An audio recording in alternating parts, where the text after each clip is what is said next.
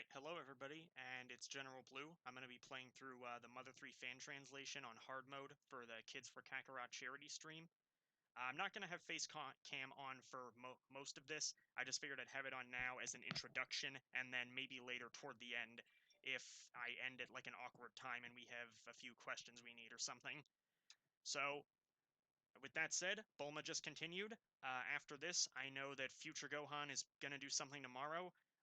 I think Piccolo is starting up at about... It's currently 1 o'clock Central Time, 1:15. He's going to start up at about 8 o'clock Central Time. Now, before we get started with Mother 3, I just want to quick say, it's the Kids 4 Kakarot stream. I'm like, hey, what's up, hello? About to stream some games with my sisters and my bros. Posting all the memes, we can never let it go. It's General Blue. You already know enough about me. Now it's time to start the show. And we are going to put that in the cringe compilation. There we go. Alright, that's all. Thank you, guys.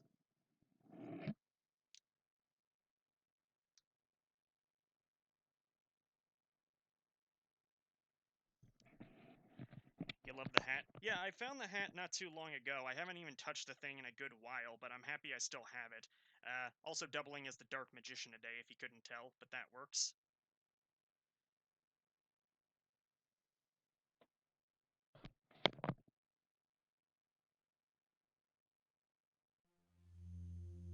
So, ladies and gentlemen, welcome to Mother 3, the fan translation, because, as I'm sure a lot of you know, this is more or less the third game in the Earthbound series, whereas Earthbound was released in America, and the Mother 1, Earthbound Beginnings, the Famicom game, got released on the Wii U eShop about 5 years ago. This game still has not been, and unfortunately, it's probably never gonna be. But enough about that nonsense. Let's get started. I'm going to go exclusively with the default names for the characters right now, mainly just because it comes up later. Now, I don't see much of a reason to get too unique with all the different names. It's a family story, we may as well.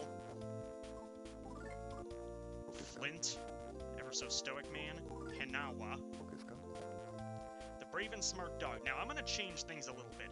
His name is supposed to be Boney. Let me see. Actually, yeah, I'm gonna keep it that way. There's a joke later. If we ever get to it, if I do a follow-up stream, I'll acknowledge what the joke is, but it's not important right now. What is your favorite homemade food? Omelets. Omelets are very good. What is your favorite thing? The correct answer is love. It also gives us home run, Mach, top spec, Mount Fuji, camera, and watering. As much as I love Mount Fuji, it doesn't really fit, so let's go with love.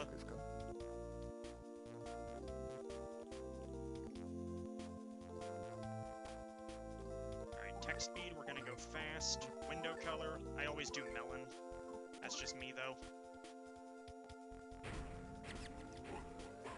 Now, for those of you who aren't aware, this game does have a hard mode. There's no difficulty select on the title screen, but there's a point in the game where you're going to be able to put your own name, like the player's name. There's actually 2 points where you can do this, so you can sort of turn it on or turn it off about a third of the way through. It's kind of weird like that. All hard mode really does is it gives the enemies double HP, and it might slightly up some of their speed values. That's really the only immediate change it makes. But we'll get to that momentarily.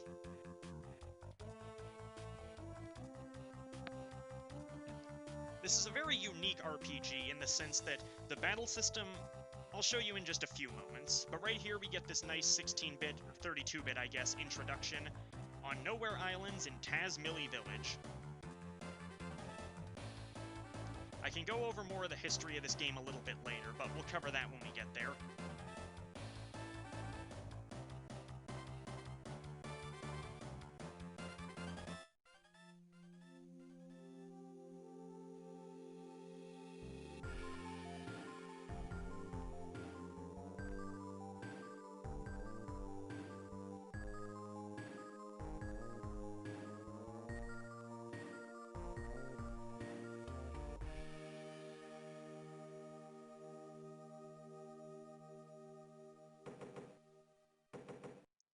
Knock at the door. It seems to be how a lot of the Most of the games in this begin with the protagonist just waking up while some nonsense is happening, although thankfully this one is not inherently harmful, unlike the first two games. It's just his little brother getting Lucas out of bed, or Klaus is the older brother. He's getting Lucas out of bed so they can go play with the Dragos.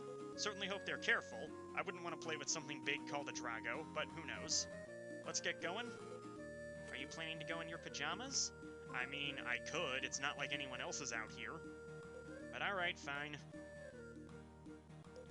We're a good little boy who gets changed when we're supposed to.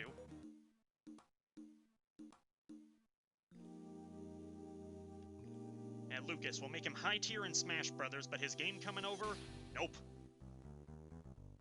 This is our grandfather, Alec.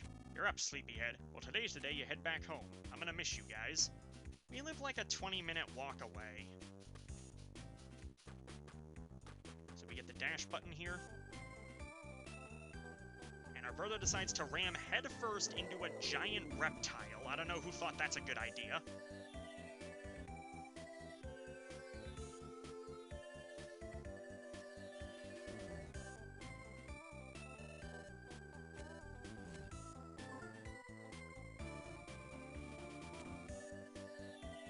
I like this. They say we don't know how to ram into things. It's not like we were locked from using the dash command earlier. We could do that. It's... Okay, at least this is better than the Pokemon Gen 1 remakes, where it had, like, the GBA ones, where you couldn't use the running shoes until you beat Brock, I think it was. I never understood why they did it that way, but whatever. At least here you can dash right away.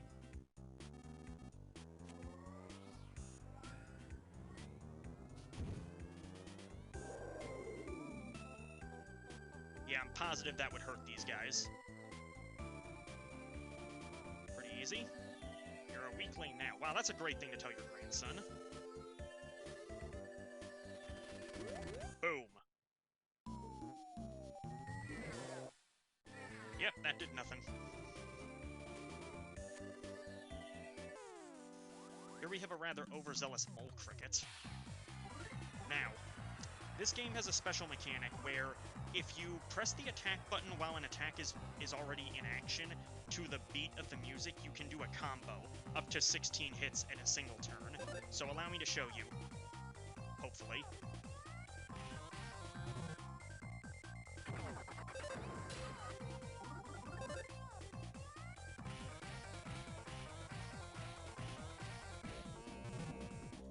Yeah, the combo attacks don't do nearly as much as the first strike, but it's a good way to actually rack up additional damage later on, especially in this difficulty setting. I did a combo with Klaus there, but I'm not going to do one with Lucas right now. You'll understand why. If you've actually played through this game, you'll understand why. Trust me.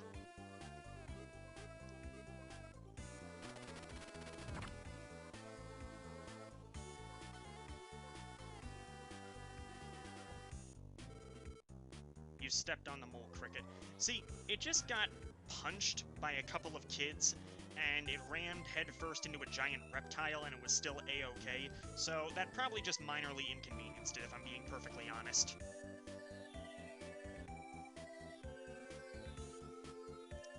Remember to listen to your elders for advice, like this.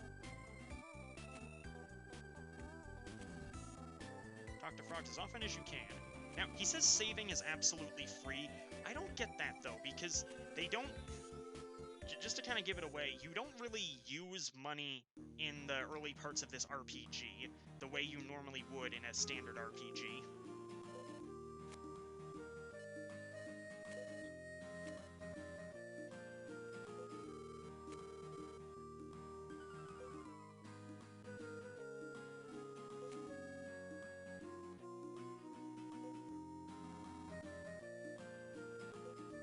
These guys are giving Lucas such a hard time. Like, we get it, he's not that tough, but seriously.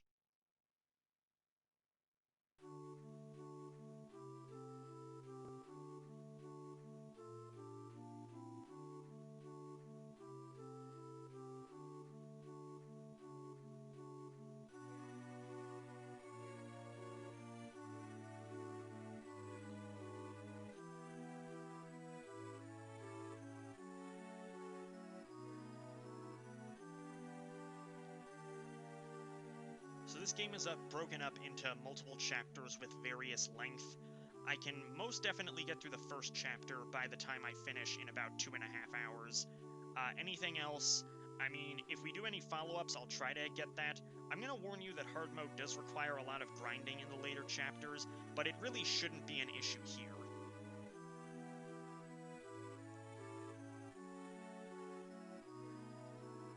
Hi, Jasper. How are you doing?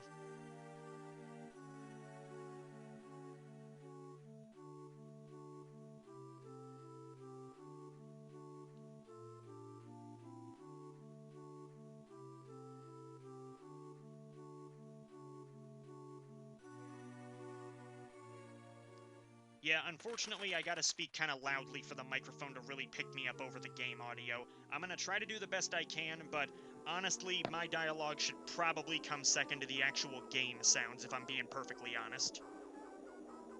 Unfortunately, my microphone is not too great. I'm gonna... hang on a quick second.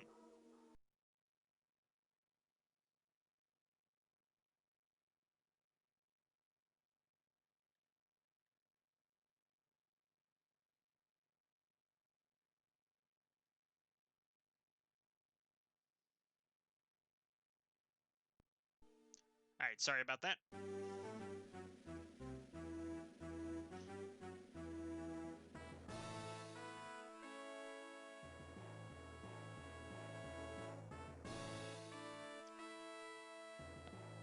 So with the intro playing now, after you already did a bit of gameplay, I want to know, does anyone know what game kind of started that trope, where you play for a little bit and then it shows you the title screen?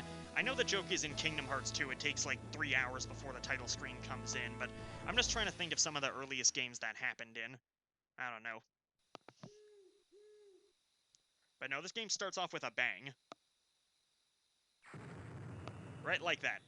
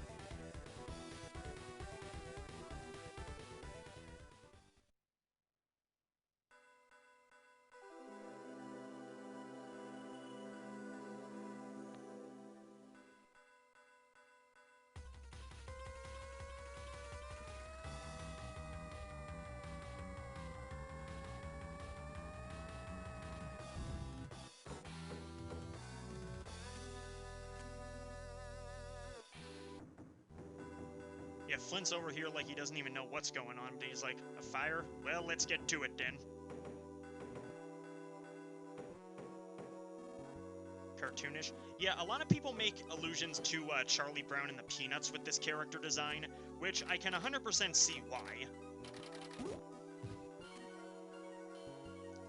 Somehow Thomas knocks the doorknob off, then throws it in like an amazing Dude Perfect arc.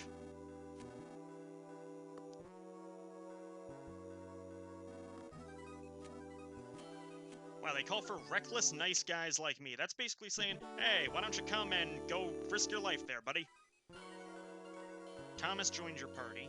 Now, if you're familiar with the original, or the SNES Earthbound, I guess I should say, you'll know that at the beginning of that game, you had 3 party members, your dog, and Pokey and Picky, none of whom did anything basically useful. Your dog could maybe damage some enemies. Thomas is more like Pokey. He doesn't damage anybody in any capacity. And you gotta love some video game logic here. We've lived in this village our entire life, but we gotta speak to the guy who makes maps before we can actually go into the forest that's like 50 feet away. It makes sense from a game standpoint, not so much from a story standpoint, but whatever.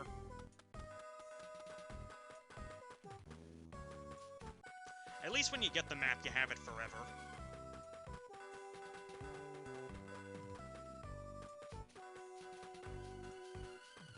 And now here we have to pray at the shrine before we begin. So I gotta ask, why exactly do so many 16-bit and 32-bit RPGs have, like, churches and shrines being big at the beginning?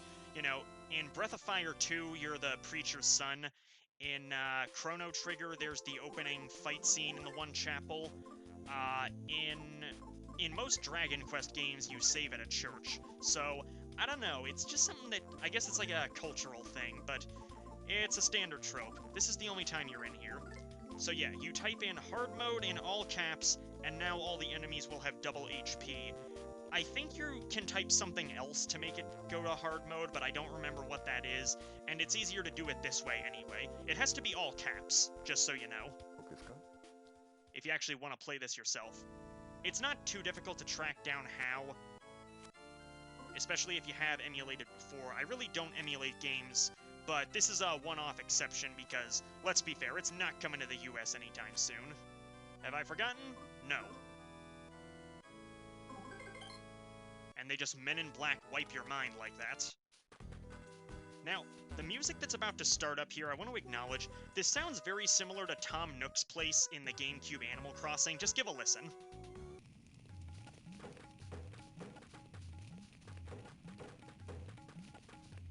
It's like the same instrumentation right there. Anyway, here's our first enemy.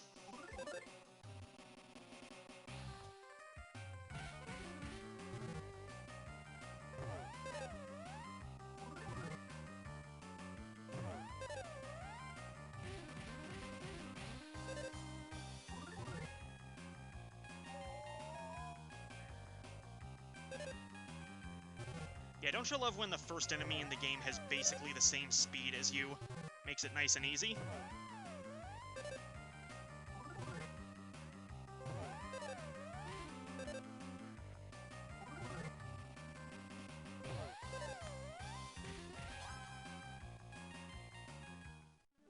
What you'll need to do in a lot of fights if you actually want a combo is you're gonna have to wait until it reaches a certain point in the song for the instrumentation to pick up enough that you can actually do the combo with a consistent timing. There are some boss fights, especially one very late in the game, where it actually changes the tempo partway through at sporadic, well, it's fixed intervals, but they come in pretty quickly, so that way it's nearly impossible to do a reliable combo. In this game, rather than stay at hotels, you just plop yourself in a hot spring, which is a very unusual mechanic, but hey, it at least makes things streamlined. Now we gotta go up into the source of the fire.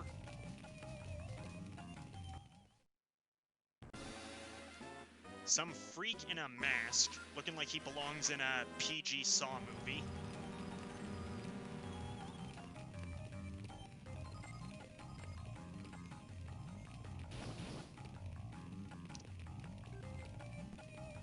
Just runs right through the fire. I'm sure his suit's prepared for it, but did you not have any other kind of defense prepared? Now, if you touch the fire here, it's gonna do 1 point of damage to you, like that. It's really not too much of a big deal. Get some nut bread that restores your health. What you'll want to do, and this is gonna be stupid, but you're gonna want to get that weapon and then do a bit of grinding until you can actually reliably fight the enemies. You really just have to give this room a once or twice go through.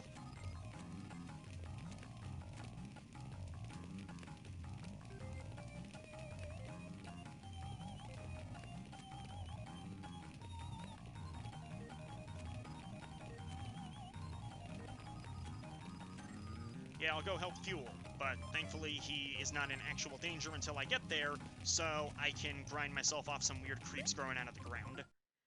Gotta love this. He's fighting beasts that spit fire, but he's fighting them with wood. I realize you didn't exactly have time to prepare for this, but you could have done a little better than that, Lighter, my dude. Now, the unfortunate thing about running is that it attracts enemy attention, so if you don't do that, you can't back attack them. Yeah, you can back attack enemies in this game to get do a little more damage and have them waste a turn.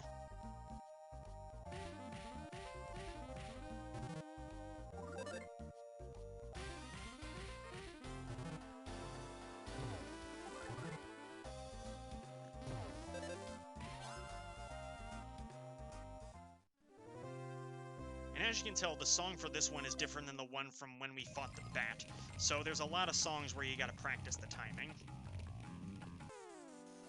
That wasn't a back attack, really? Alright.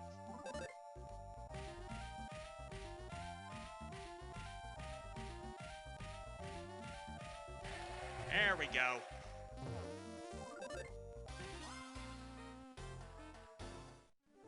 So while I'm quick going through this location, I just want to spend a minute just kind of talking about, you know, I guess this game in general, it kind of got a cult following, especially after guys like Chuggaaconroy did playthroughs of it. It really does tick me off that the game still hasn't been announced because, you know, we didn't think they were even going to give us the Famicom game, but they just threw that on the Wii U eShop one day, which made things noticeably better, at least. It at least gave some people an opportunity to experience part of the franchise that they hadn't before.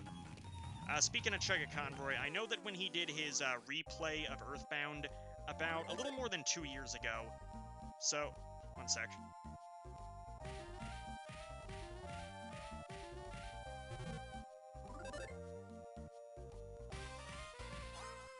There's a part in Earthbound where, as like a joke, outside of a building there's a sign that says, planning meeting for Earthbound 2, which means they were planning on bringing the third game into the US at some point, and I think he was doing a running total of it. By the time he did that Let's Play, he said that it had been like 8,000 something days since Earthbound was released on the Super Nintendo, and they still never delivered on it. So that effectively means that by now it's been over 9,000 days. Yeah, obvious joke right there. And it's just such a shame that they really don't think this is gonna do well. Like, it's a 32-bit game. I'm pretty sure if they just threw it over, they need some minor additions, but I'm sure that it won't be terribly difficult to translate it. I mean, for goodness sake, they can use this as a frame of reference. I know that it's a fan translation, so it's not one-to-one what they would want, but it's still pretty close. And anyway, we leveled up a few minutes ago. This game is a lot like Dragon Quest, wherein when you level up, there's kind of a minimum and maximum value to what your stats should be at that time frame, and each level up is just trying to get your stats into that range at various ways. So yeah, your strength at one level is probably going to be different than somebody else's. It's not a serious setback, and there are more characters in the game. They'll learn special abilities at the same level every playthrough, but it's just kind of what you have to do right now.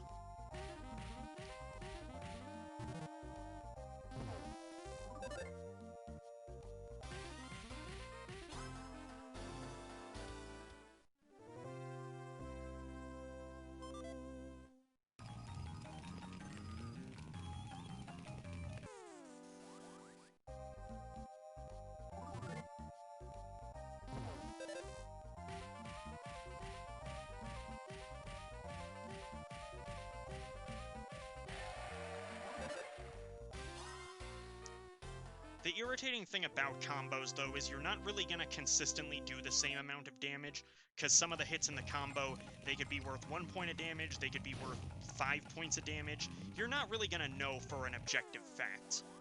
So there is a lot of RNG to this game, but it's manageable.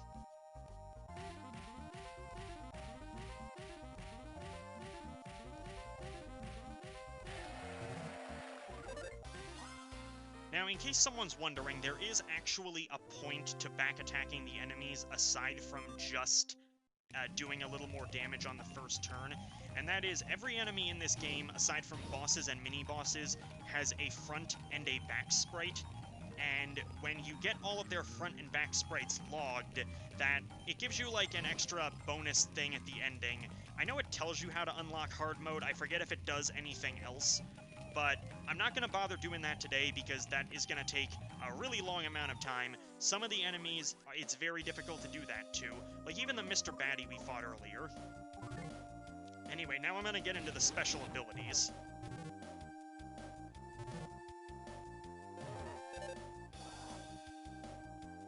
Flint is pretty straightforward. He's entirely strength-based.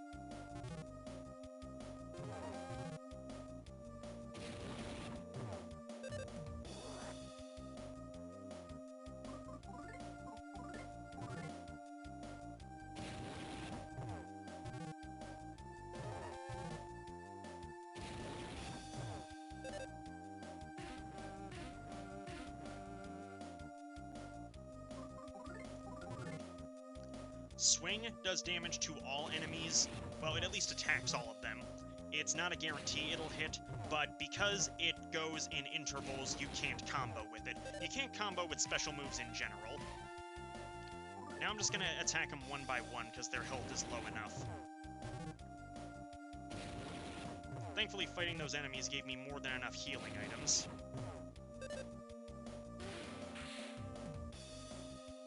And there's the smash attack. Smash attacks are interesting because they do more than double damage, so it's a little bit more effective than a standard critical hit would be in an RPG like, say, Final Fantasy. But it still works.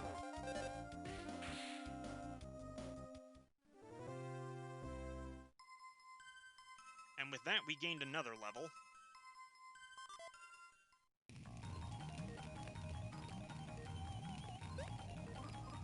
Now, I'm gonna take 2 nut breads, because in spite of the fact that that was our first mini-boss fight, there is actually another mini-boss fight we're gonna encounter right now. Yeah, interesting, I know. There's little Fuel, he's in danger.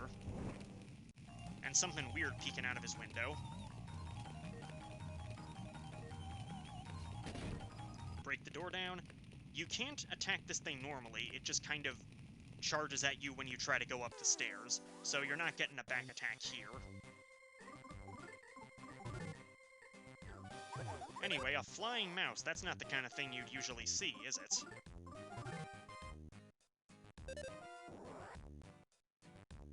This song is kind of hard to combo, let's see what I can do.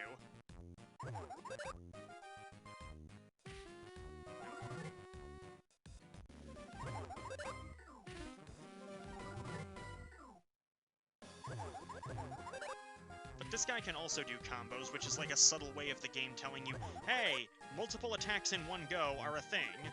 Because it doesn't really tell you about combos until... I actually don't think it does until Chapter 2, honestly. Which is kind of weird.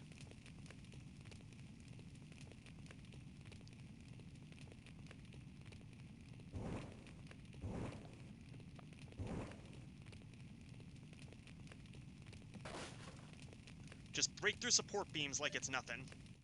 Are all the enemies animal-looking? To a large extent.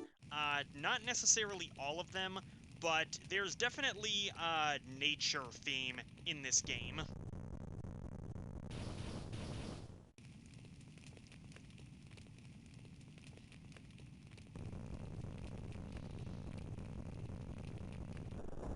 Of course, some of them, they are a lot creepier than what you'd expect regular enemies to be, or regular animals to be.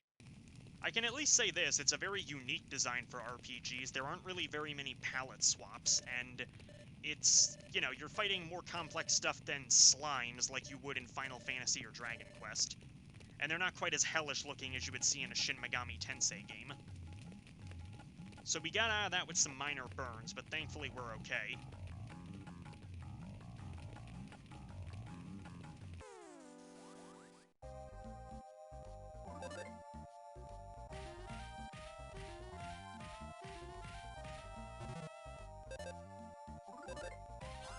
Yeah, Fuel, unsurprisingly, is not going to do anything in combat. Why would he? He's just a little kid.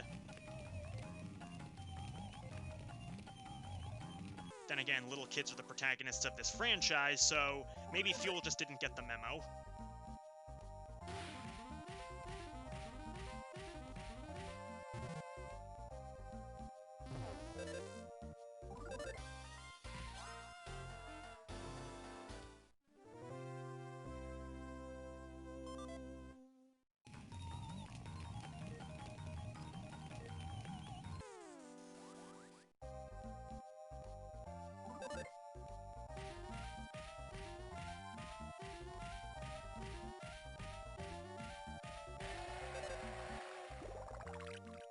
Oh, I scratched that. Fuel actually can do something useful. He kinda heals you.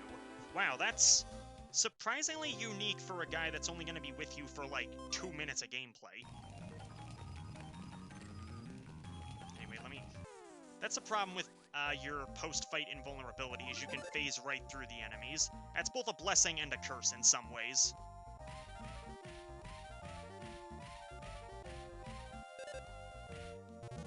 He actually attacks! I did not know that until right now. Okay, Fuel, I take it back. You are good. You're a good kid. I'll give it to you. I bet most people who even played this game didn't actually know that. Or maybe I just didn't.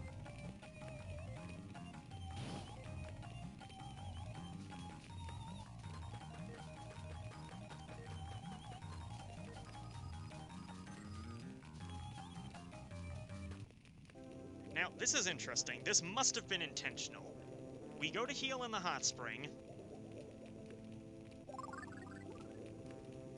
and it removes all the soot from everywhere but our face. Why not just dunk your head under for like 2 seconds, Flint? Come on, man.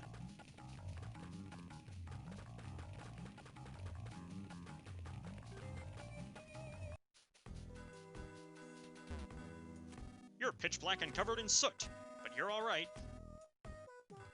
Yeah, responsible man. Responsible man who is afraid of a single bat.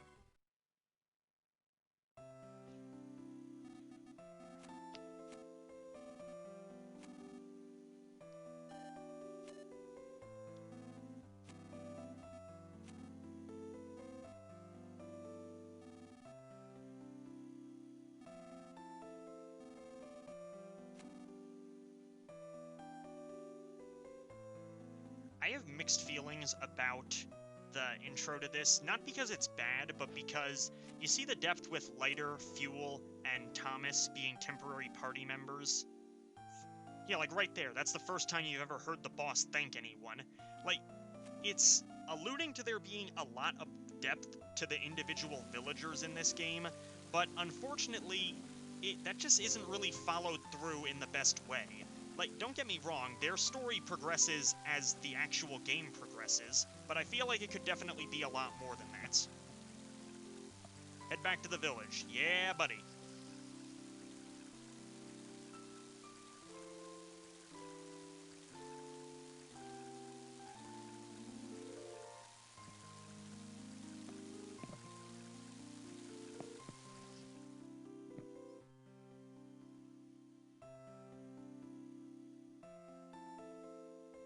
This is a beautiful song.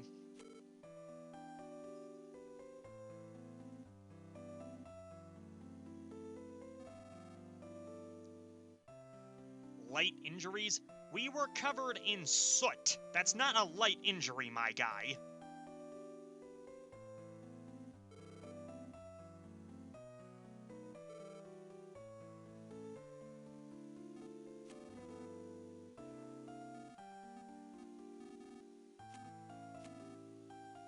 Yeah, so there's actual cursing in this game. I know that Nintendo would definitely censor that if they ever did legitimately localize it, but enjoy it while you can, I guess.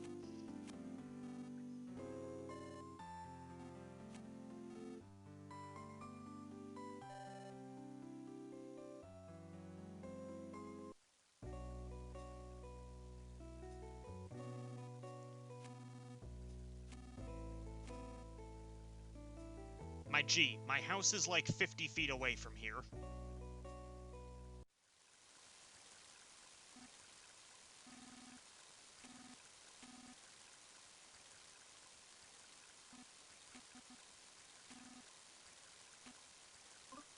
Not for a while.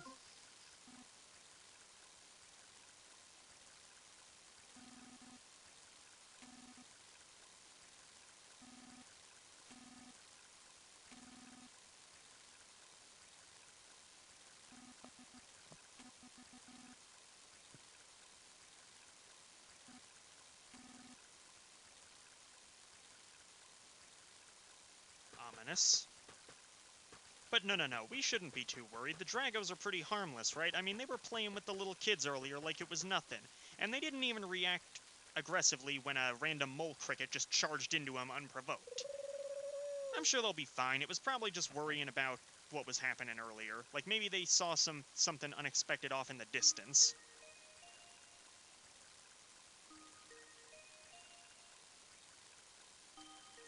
So here we go reading the letter again.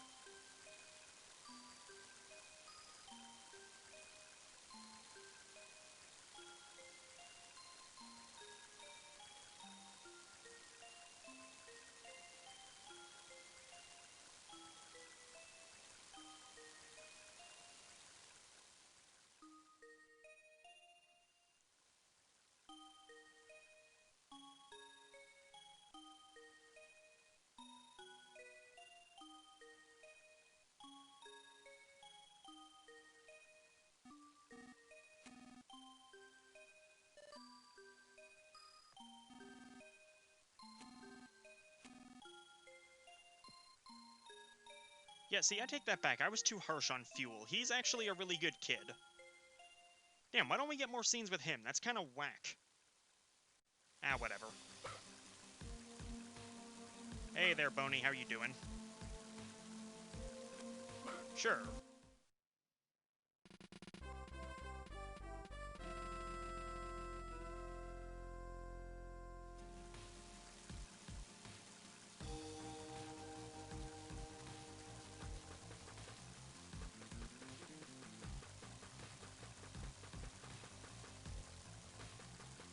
There are some items you can get here in the village. They're all relatively benign. Hey, what are you doing, fool?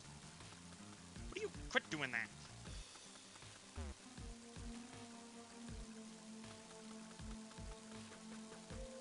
There is one trick here we can use that you're definitely gonna want to abuse, even in a normal playthrough. So we go to this house here, it's important later, go behind it, open a treasure chest, and there is a thunder bomb there, which is just a throwable item that does electric damage. I guess while we're here, we should get this as well. Peculiar Cheese. That heals certain characters more than others depending on how much they like cheese. It's a very weird item, but it's unique enough.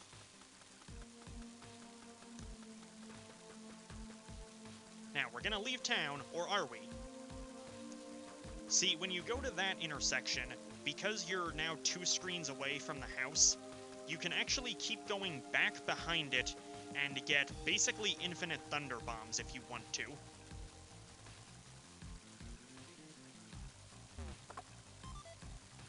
And this is consistent basically the entire game. Now, okay.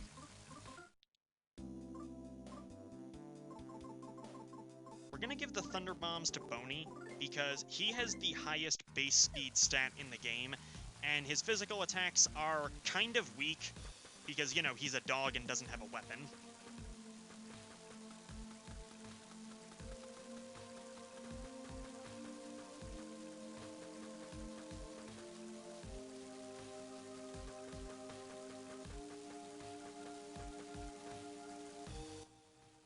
Alright, so we're gonna want to go up there.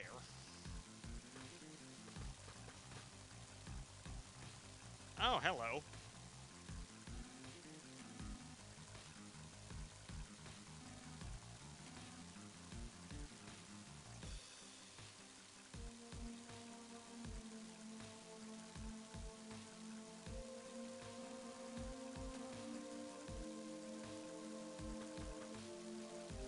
Seems like Wes is hiding some hidden power. Interesting.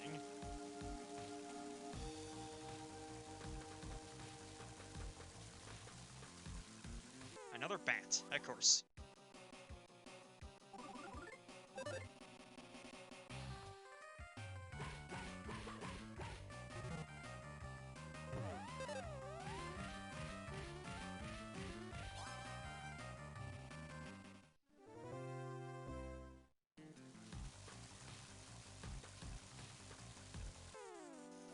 now 2 of them here, able to join in the fight.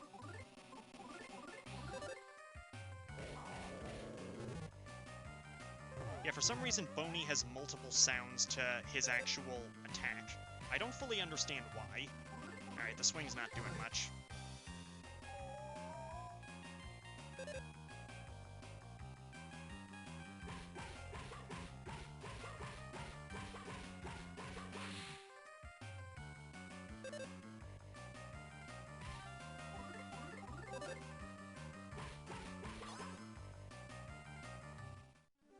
Well, he's earning his keep as the dog. It's more nut bread. Awesome.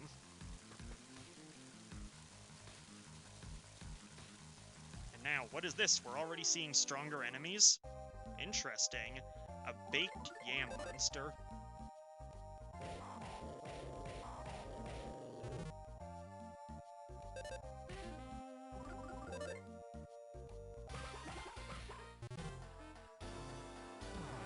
Whoa!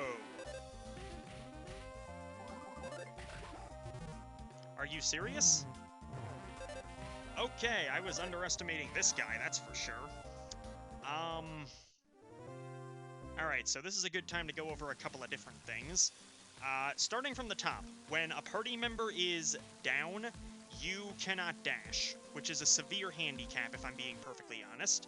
So we're gonna have to take this one by one. Second thing, you may have noticed that even when Boney lost, he did not go down instantly.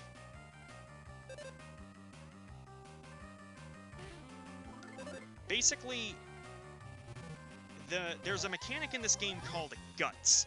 It's a stat that goes up as you level up, but it's a lot more slow to level up than the other stats in the game. And this was also present in Earthbound. Basically, Guts, you have scrolling HP, where even if you take a mortally wounding attack, you're not going to instantly die. You will actually slowly lose the HP, and then you will collapse. The amount of how quickly it goes down is based on your gut stat, so the higher the stat is, the longer you stay alive, and this allows you opportunity to heal yourself before you actually die. In some cases, it can also allow you to survive an attack that would normally do enough damage to kill you with one hit. Now, one downside to this, though, is, unlike a lot of other RPGs, and even unlike the original Earthbound, if you do lose a party member in battle, the other party member does not gain that EXP. So the EXP is not evenly distributed amongst all characters. It's like, if the bats have an EXP value of 20, every character gets 20 XP, even if there were 4 in your party. So yeah, I cleared my old saves just so there'd be no spoilers here. Let's escape. Now.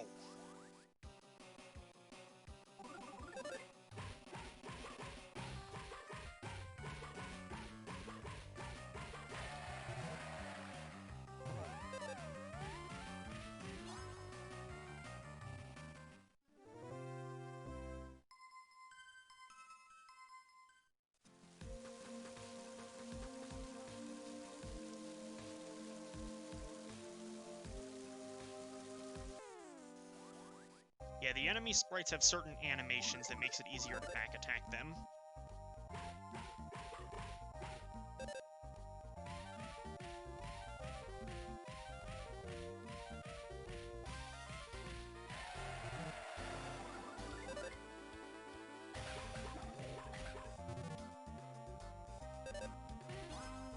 Look at that, that was like 300 damage to knock this guy down, and we're still in Chapter 1.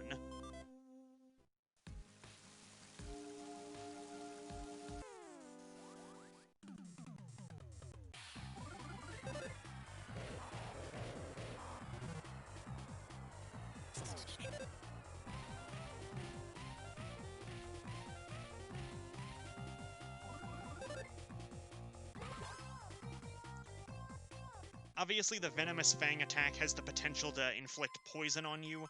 Thankfully, that did not happen right now, but I should probably avoid a lot of these enemies just in case. I mean, you never know before.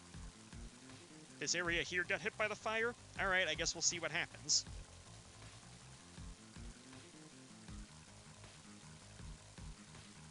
What's up? Well, he's uplifting.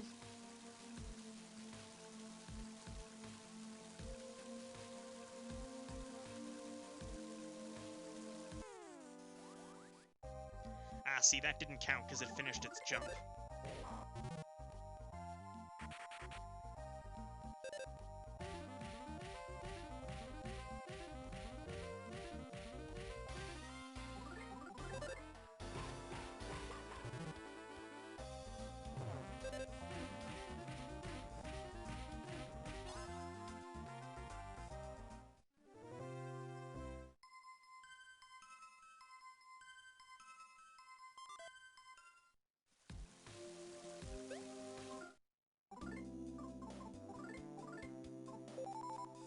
Yeah, we're getting more healing items right now than we know what to do with, basically. It's not worth it. We go down here.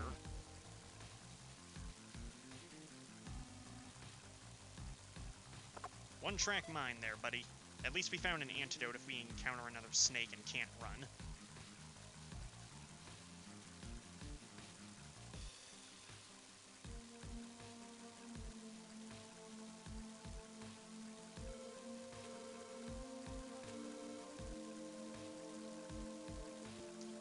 Everyone seems to have a strong opinion on how we raise our kids, don't they?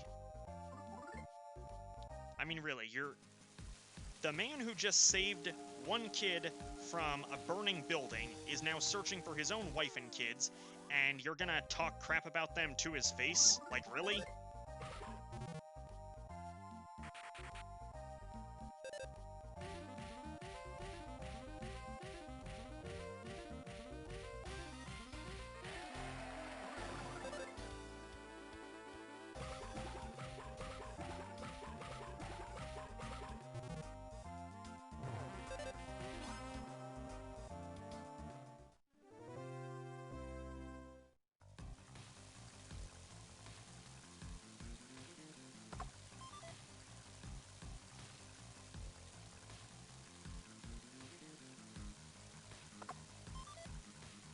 Mini charm. That's equipment for...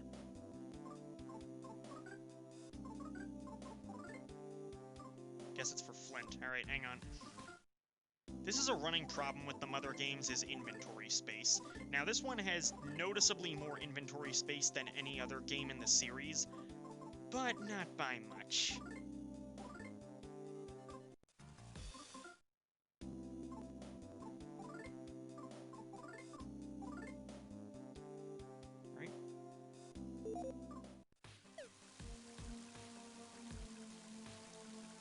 It's still gonna be a problem later in the game. What happened? Somebody knocked a tree down, are you kidding me? Ugh.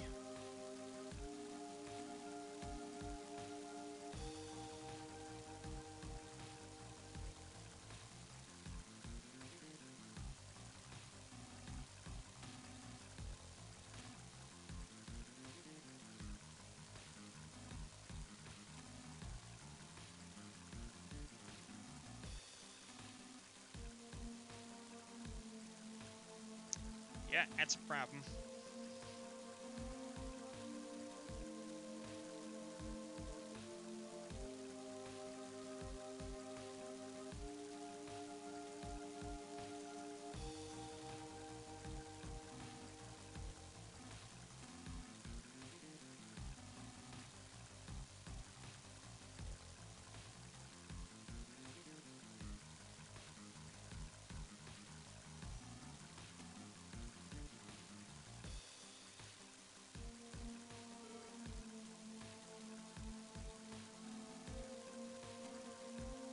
Bottom of the cliff.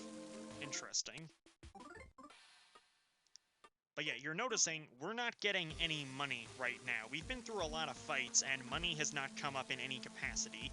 So you must wonder why he said talking to frogs is absolutely free. It's such a weird thing to say at this point in the game.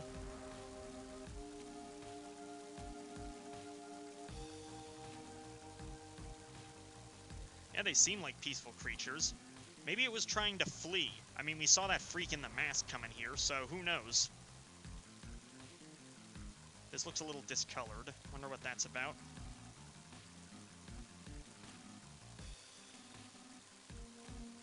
No, it really doesn't. Interesting. What's up, Phony?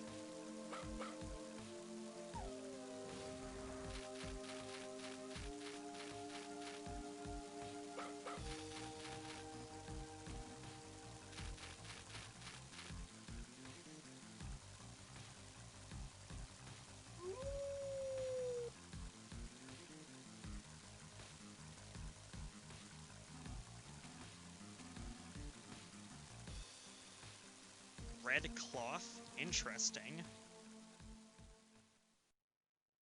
Man, you got eyes like a hawk to see that all the way up there.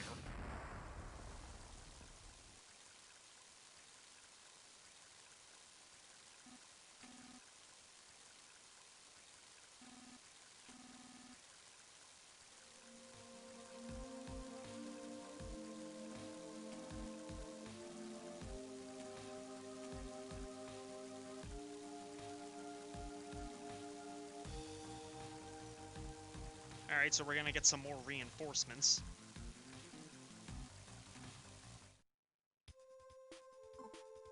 Welcome, Duster.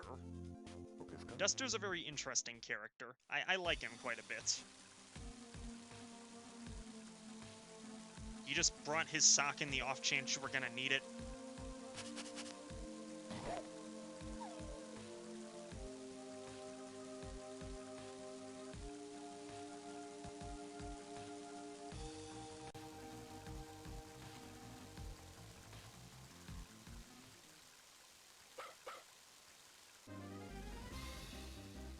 So there he goes, Boney being a trooper that we need.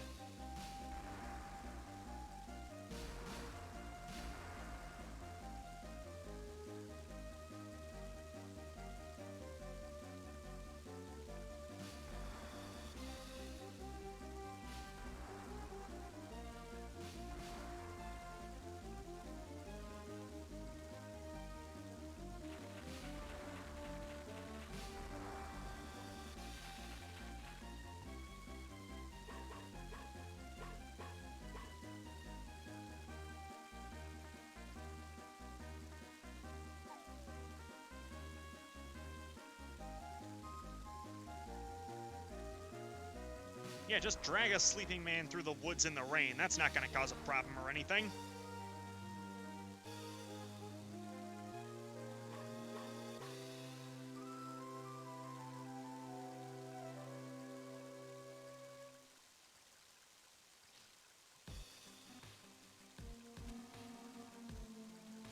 The thief skills you've studied since childhood. What, is he Sly Cooper all of a sudden? What's he studying thief skills for? This village has a population of like 20. Well, whatever. I guess better to have it in case something like this happens.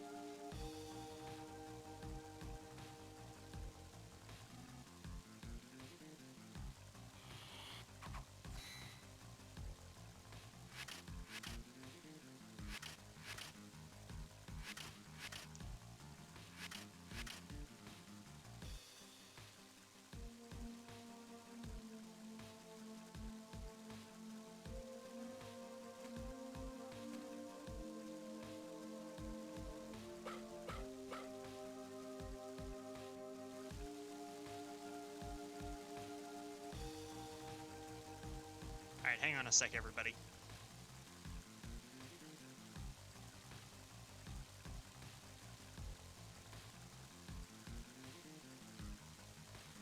I'm just testing something here. It looks like Gohan's having a bit of trouble seeing this properly.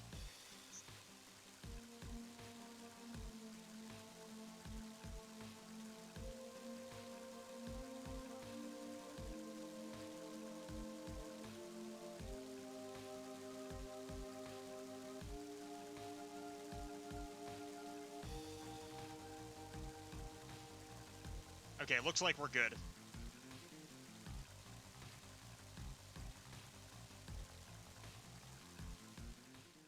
I like how there's a frog here, and there was another frog right before this cutscene. you're definitely going to notice that throughout the game, where the frogs are in a little bit too close proximity to each other. Also, yeah, Duster has a slight leg handicap, but he'll do what he can. Friendly reminder, this game came out in 2005, so if this is... I feel like if this game does actually get released, it's going to be...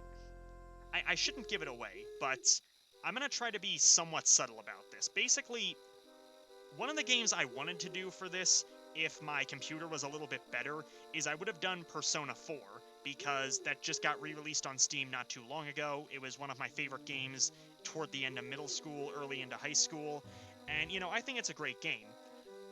The problem is, when it got re-released, I'm not going to give too much away, but there were characters in the game who, at the time, for 2008 JRPG, were seen as, like, big progressive movements because you didn't really have characters that embodied this type as well as they did. But now that the game got re-released in a 2020 perspective, people are saying it looks a little bit too stereotypical, which I don't know, that's a whole nother conversation altogether. I'm not going to get into that here.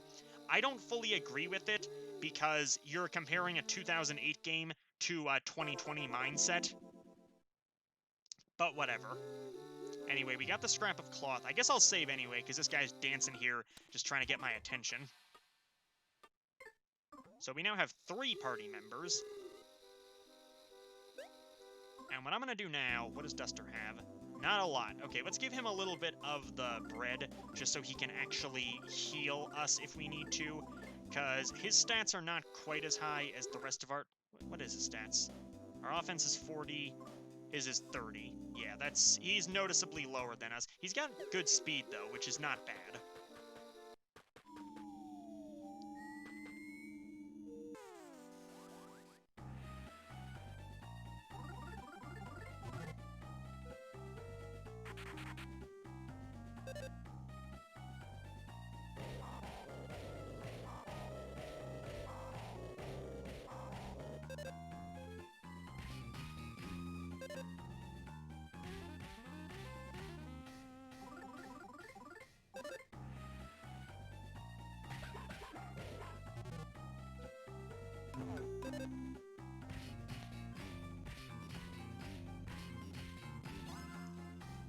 Okay, that was longer than it should have been. Whenever they do a move that has that, like, scratching sound effect that it was doing just now, where it tried to tickle me, those moves don't do damage, they can just lower your stats, like speed, offense, defense. Pretty common thing.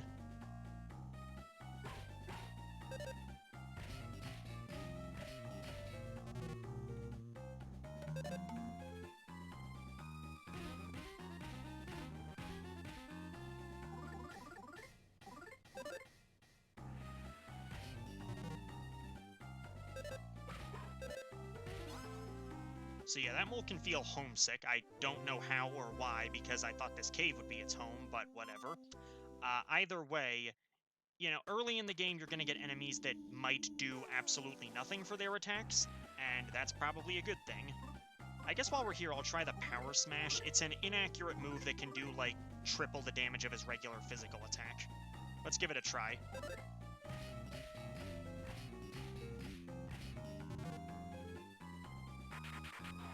There we go.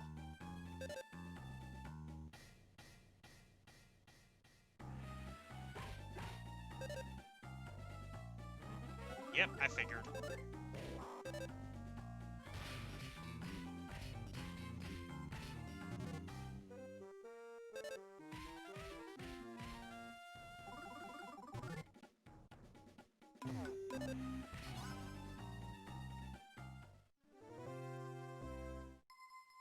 Alright, Boney leveled up, which I think that's actually exactly what we wanted to do.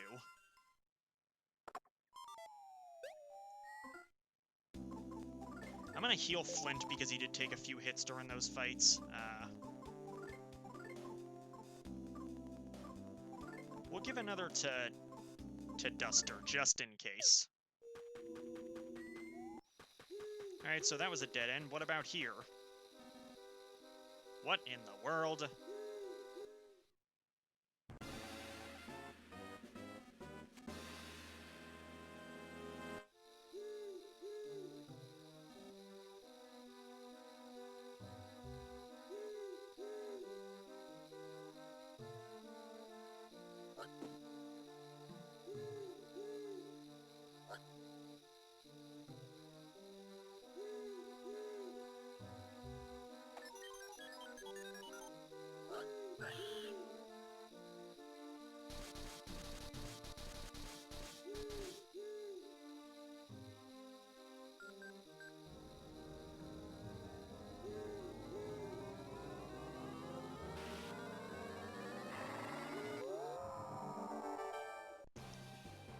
Well, this is a problem. A reconstructed caribou. Okay. Let's try the wall staples and see if they do anything, because... No, don't sniff it. Sniff is basically like a way to determine its weakness.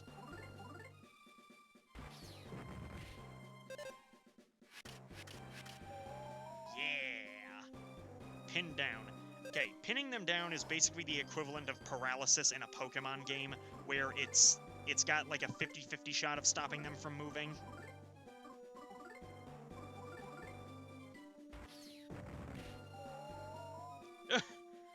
Double damage.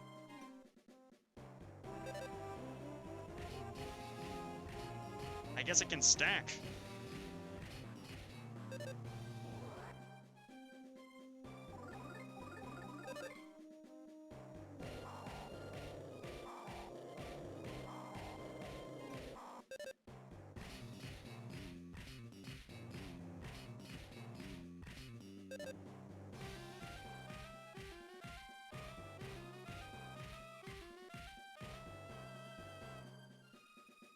Alright, he broke free of the staples, but he's still paralyzed by the bomb.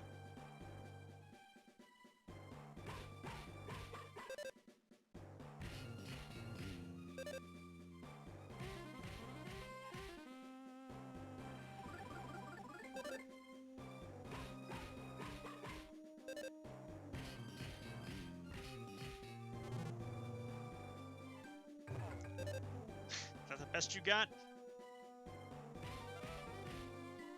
You see what I mean, though, right? How, like, a basic attack from Flint does more than a 5-hit combo from Boney or Duster? That's kind of just the difference in strength values early in the game, and it makes sense. Flint's the only one with a weapon right now, but still.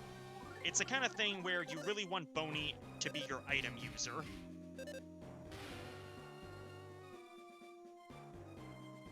Alright, he's finally back to full power, but I can use the wall staple again. There's no guarantee it'll work, but I may as well. Not like Duster's regular attack is making that much of a dent.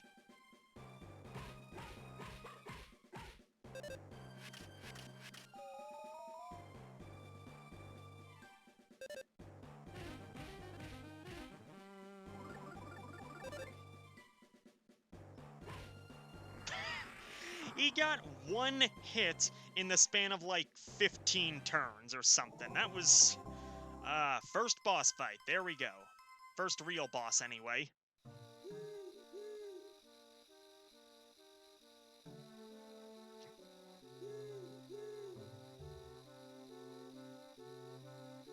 What is this? A notebook with a pig nose-like mark on the cover.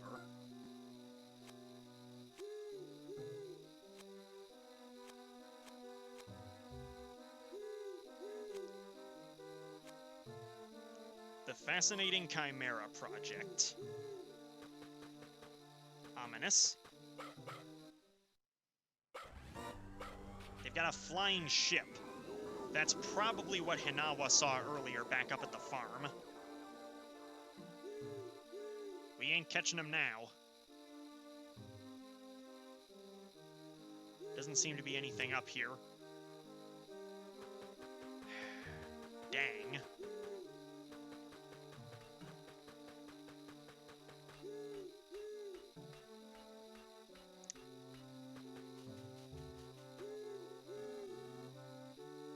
No, it really hasn't.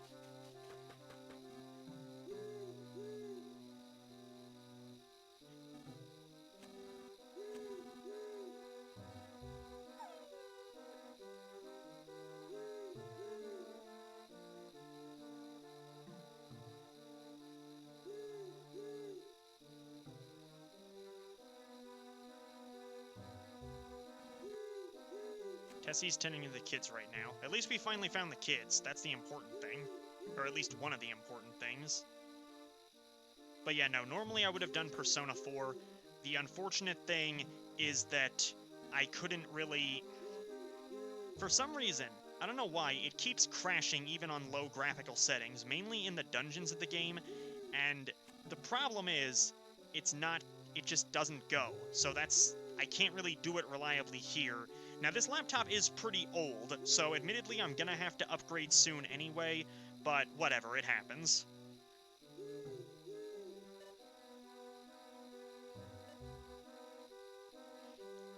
Kids seem pretty shaken up. They must have been worried about this whole thing, too.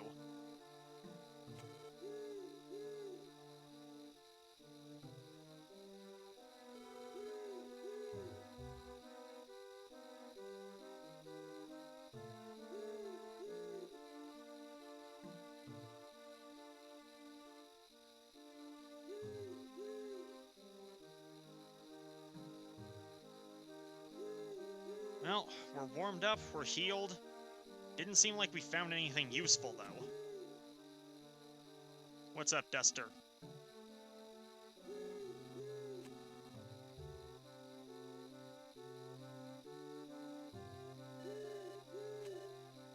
Hopefully. Anything further up?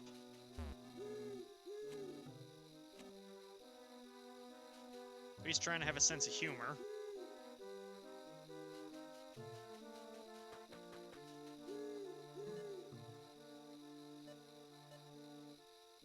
They seem kind of spooked.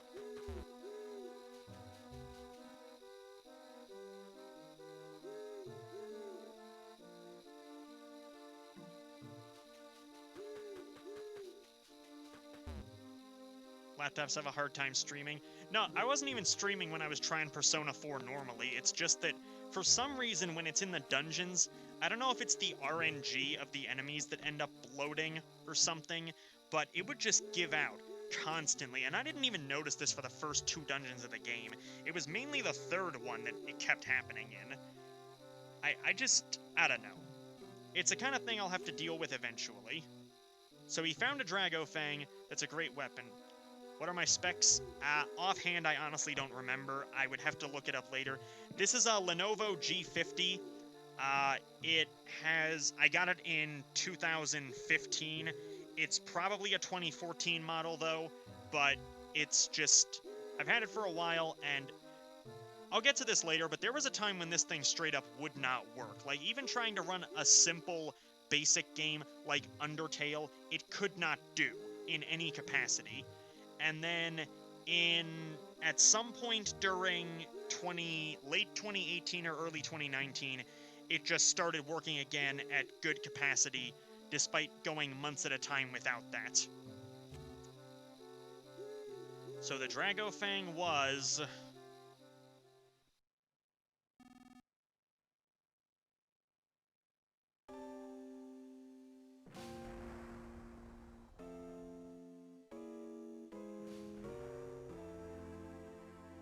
Yeah, this game is serious.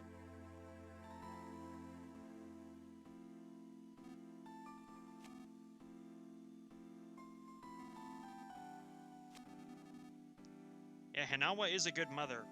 She must have done everything she could to make sure Lucas and Klaus were alright. But why would a Drago do this? They seemed so peaceful earlier.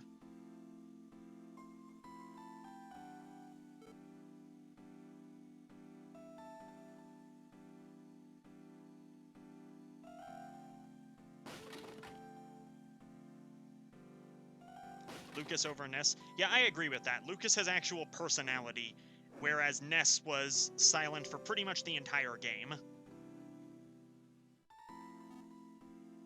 Alright, Flint's having an understandable outburst, given the fact that this happened entirely out of nowhere. Although now he's roughing other people up, which is definitely not good. At the risk of making this dramatic and heartfelt scene somewhat, invalidated, Lucas and Klaus are watching. Yeah, you're not being a good role model here, man. We can do this the easy way or the hard way. The easy way. It's a Back to the Future 2 joke for anyone watching.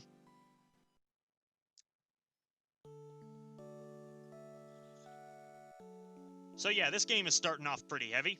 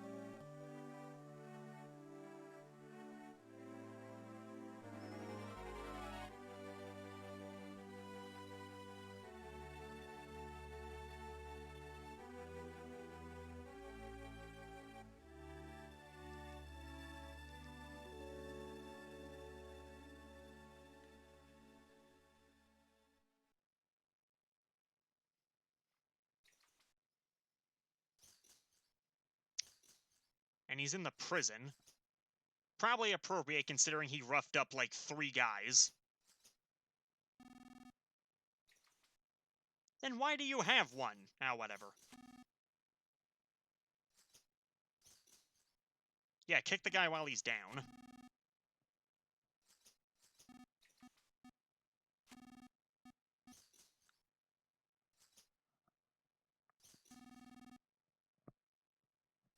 Yeah, they are friendly creatures, really.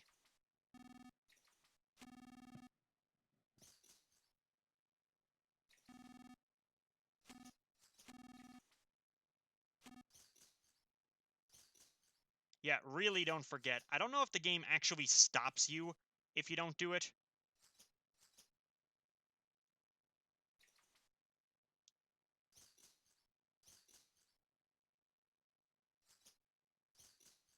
Seems like we're just stuck in here for right now. It's rather unfortunate, isn't it?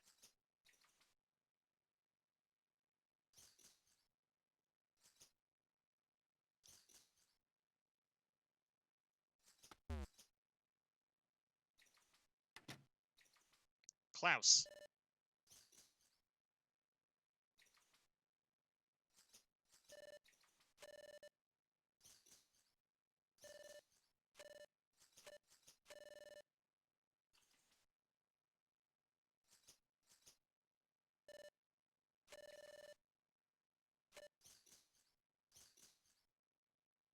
Yeah, Klaus is handling this pretty hard.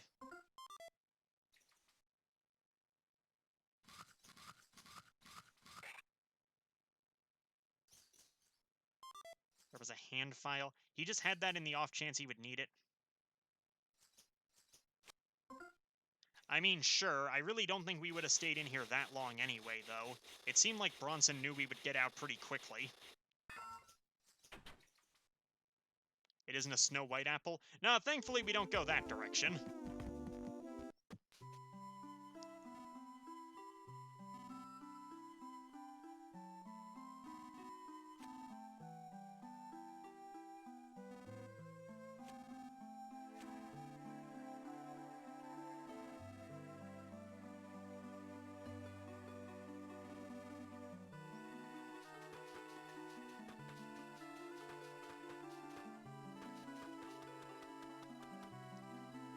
Yeah, Lucas, man, this guy goes through a lot. I mean, just for a little kid, this is so much.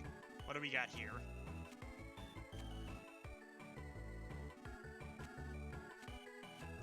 We have a running bomb. We have a flea charm. Let me see. Alright, I can ditch... Let me see. Well, seeing as how money's not really a thing, we can just kind of ditch the mini charm.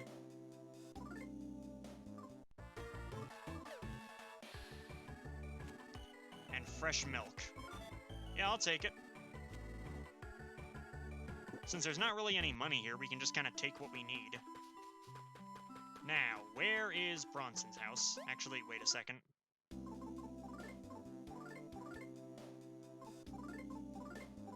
Just to make sure we have enough to know what we're doing. There you are.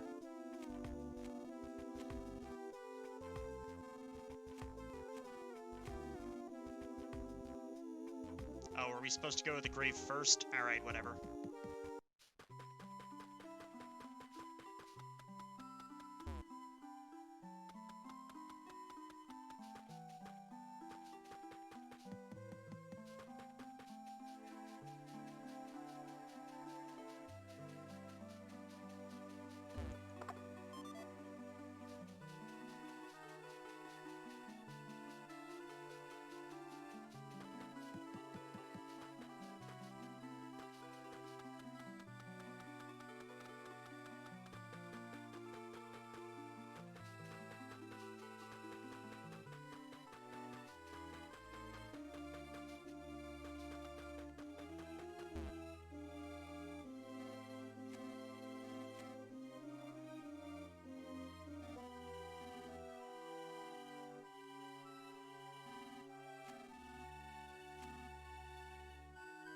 able to rest right beside her.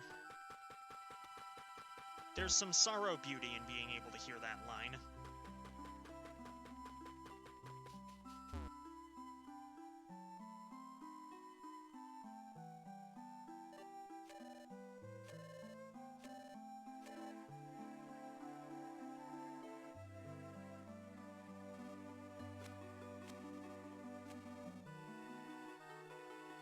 Wait, where were you during everything? Okay, I'm guessing they left his house and then the fire broke out. That's probably what happened.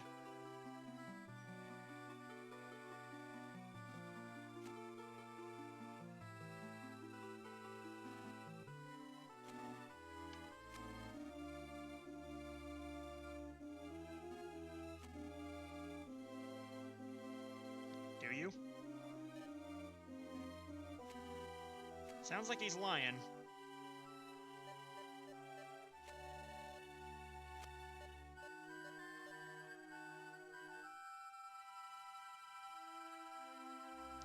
Someone didn't remember you and you just went, hey, it's me. Yeah, that happens a little bit too frequently, I'm sorry to tell you.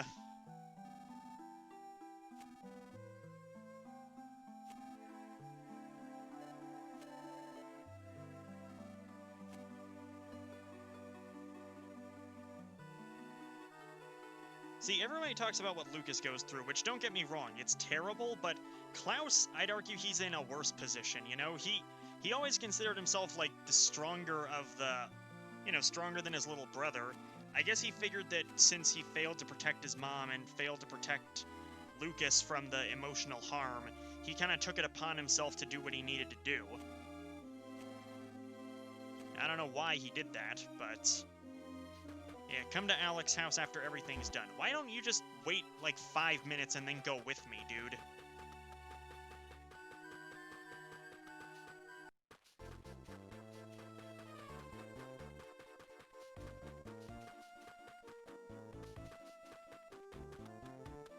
Mapson, what's up?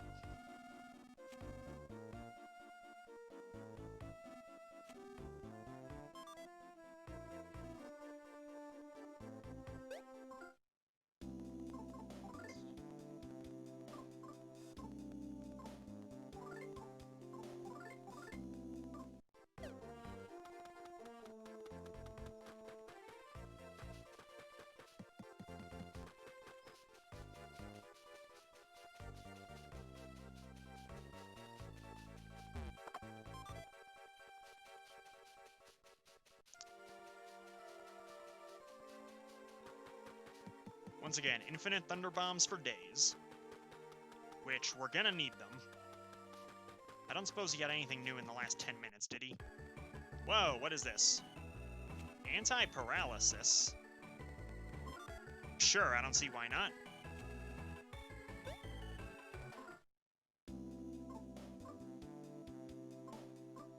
Ah, we already let the milk give out. Alright, let's just drop it then. Or no, I think when the milk lasts too long, it becomes yogurt, which... figure that out. The Dragofang. The only thing that can pierce through its hide. There's no other weapon that can do it. No other weapon. Now, surprisingly, you can't... we're getting a raid. That's unexpected. Alright. Hi, Emodaculus? Is that it? Hi, nice of you to raid for us. No, it's really not how milk spoiling works, trust me. For some reason, we can't equip the Dragofang. It's confusing. It's a usable item rather than being an actual weapon, even though the game makes it sound like a weapon. Now, obviously, if we start smacking everything with one fang, the thing is gonna break or erode pretty quickly. But I just find it weird how they word it. Yeah, Lucas is over here being comforted with Boney.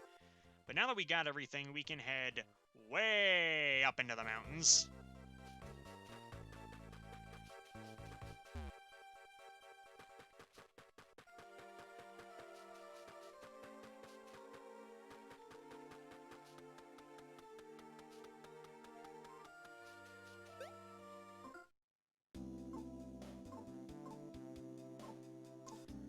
The running bomb is less powerful than the thunder bomb, if I remember right.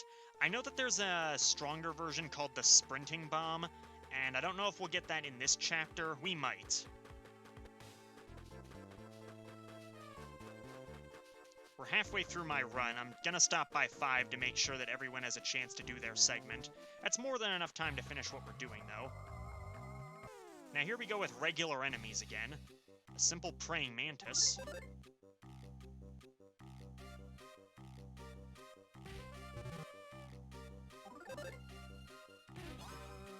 Okay, I didn't even need to combo that one. Only 2 experience.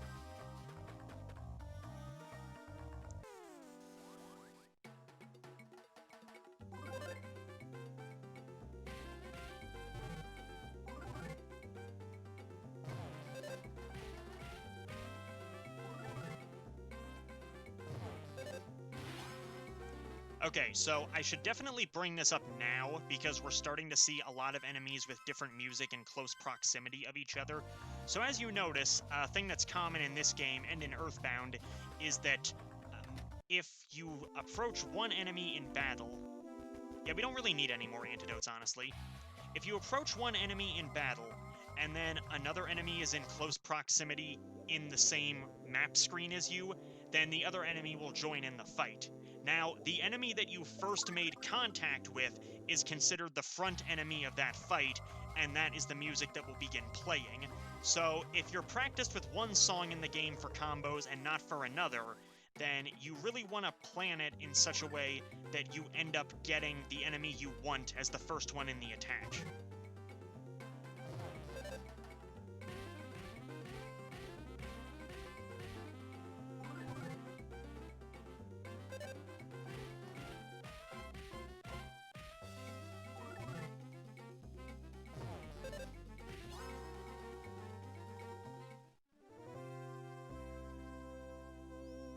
Left peculiar cheese. Okay. That heals us more than nut bread, I believe. I don't understand why it doesn't just give you the option to use the healing item you're carrying, and I think that's one of the biggest flaws with this game series, is that just item management in general is a real pain in the behind. Now, in this game screen, we might encounter another enemy. There are some rare enemies that pop up in this game from time to time, and they are what really makes collecting all of the front and back sprites into a real pain, trust me. Doesn't look like we're seeing it now, though. You don't want to run when you see it right away, though. You want to walk up slowly. Hey there, mouse, how you doing? He secretly lived in here. Luckily for you, you're not the one who was forced to fly. What's up? He's gonna hit the road. Well, best of luck, little squeaker.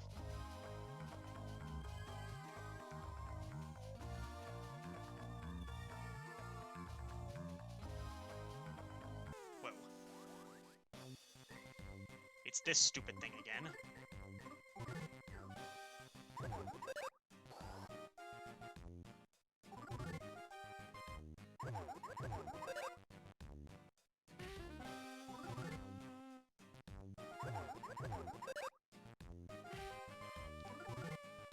The one thing about this game, though, is that you might be noticing now, this is the same enemy we fought inside the burning house, and now its attacks are doing 1 damage to us when we're toughened up, even though it was doing, like, 5 or 6 when we fought it. Obviously, since this is the beginning of the game, the damage values are going to be pretty low, and leveling up 1 time makes a substantial difference.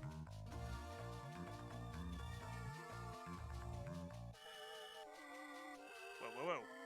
Shoot.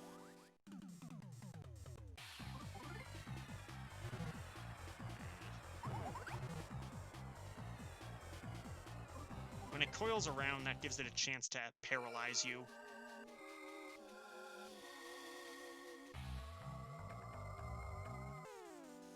Ah, come on.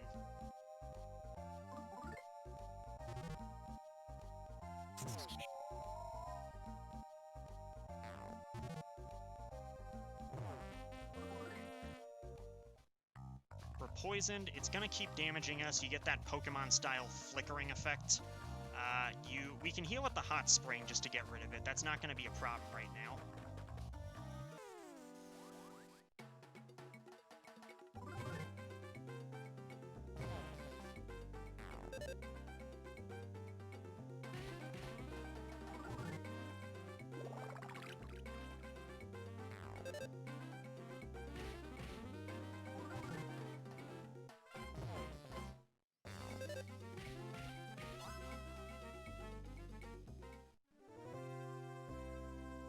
I think that if you are in the overworld and not in a fight, the poison won't kill you.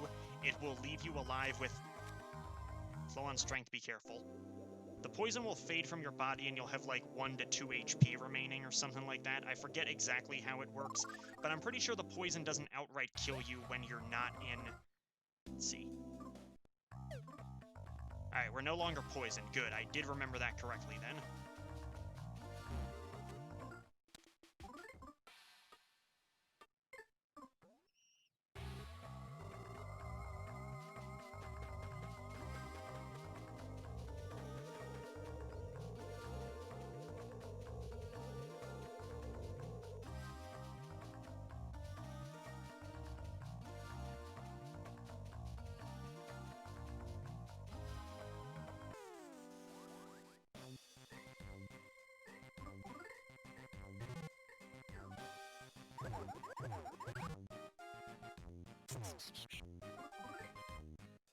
Come on.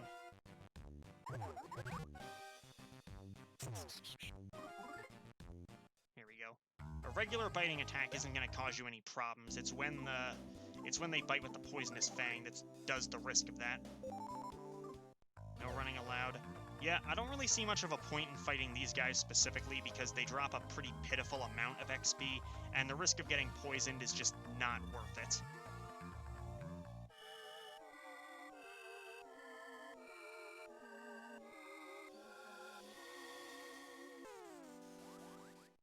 I guess if I'm fighting just one of these, that's not going to be a problem.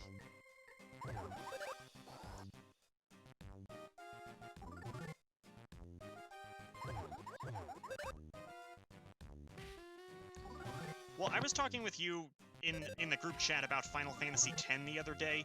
I think it was actually just last night, and you remember how poison worked in that game? Like, barely any enemies could do it, but poison would take away like a quarter of your character's total HP at that point in time. Not their current HP, whatever their... Like, not if they were already injured in battle, not a quarter of that, but a quarter of their total HP in the game for some reason. It was such a weird thing in that game, because most regular enemies in that game don't even pose a legitimate threat to you, but they just make poison ridiculously OP. I think after Lord Ochu, you don't really run into any of it. What is this? Enemy? Walking Bushy. Wonder who he voted for. I'm not funny. Alright. Wait, huh?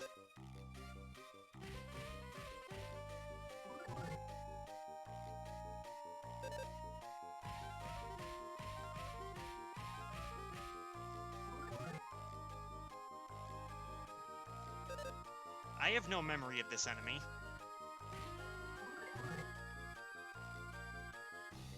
It just left.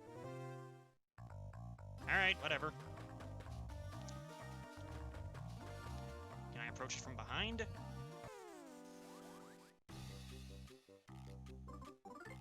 Doesn't look like it's really gonna attack me.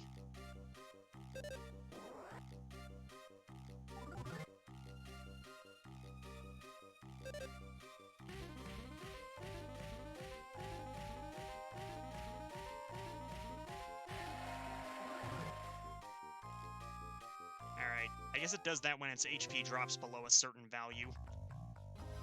There is a rare enemy we could have found earlier in the forest. It's called the Beanling. It'll give you like 1,000 XP for killing it, but it's very prone to run away. Think of the Amazy Daisy enemies from early Paper Mario. And trust me, there's a much bigger prize than just him coming up sometime soon, believe me. They're not doing anything. Is there something back up at the cave? I think there might be another item there now, but I could be wrong. If I'm wrong, it's not going to take long to find out. Alright, no, it's just the moles again.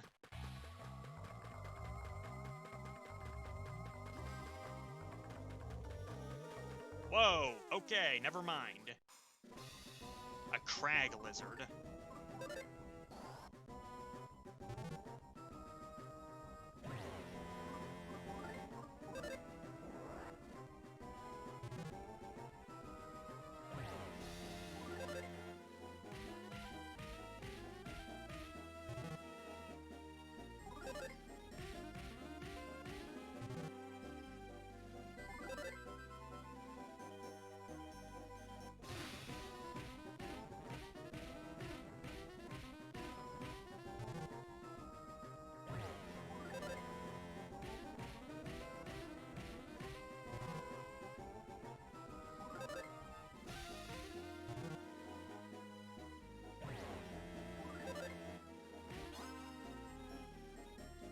Yeah, hard mode's no joke. These enemies really are taking, like, damage sponges here. It's irritating, but it's certainly not undoable.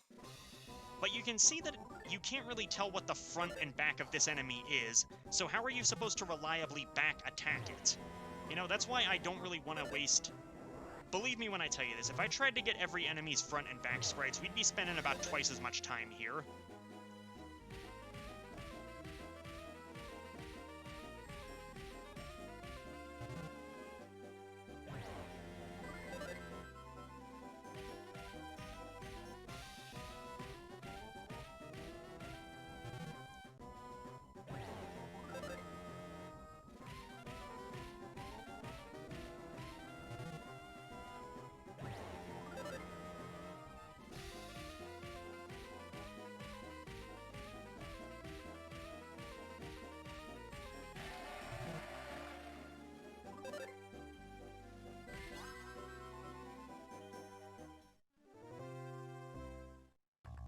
They're good XP, if nothing else.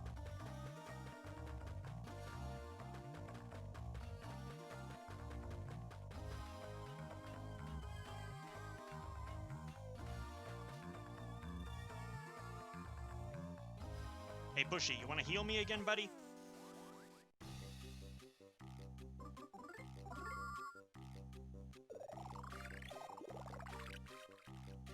Don't look a gift horse in the mouth.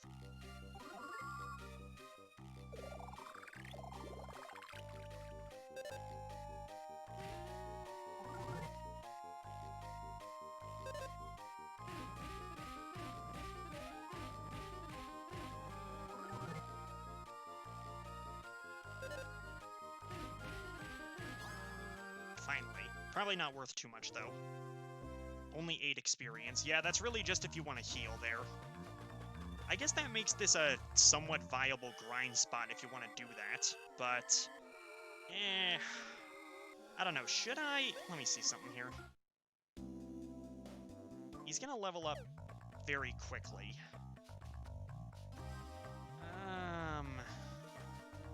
I don't know. I'd feel bad if I did too much grinding now, especially since we are about to encounter a new area pretty quickly. Seeing as how Flint doesn't really have any special powers right now compared to... Whoa, hi there. Like, you can see he doesn't have any of the PP stat, which means he can't do any magic. Ooh, that kinda hurts. Alright, I guess the game decided for me I might try to grind here.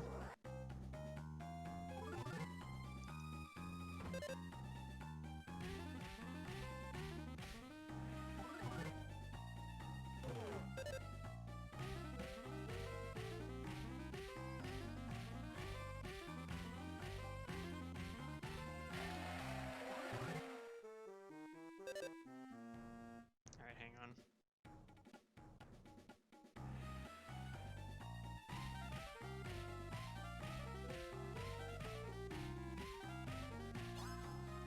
This is one of the most common songs you'll have for a combo, so you're definitely going to be using it quite a lot.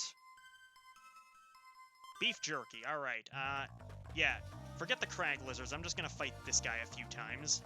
Assuming I can make Bushy work. What are these? Okay, I call B because that last one was not in proximity.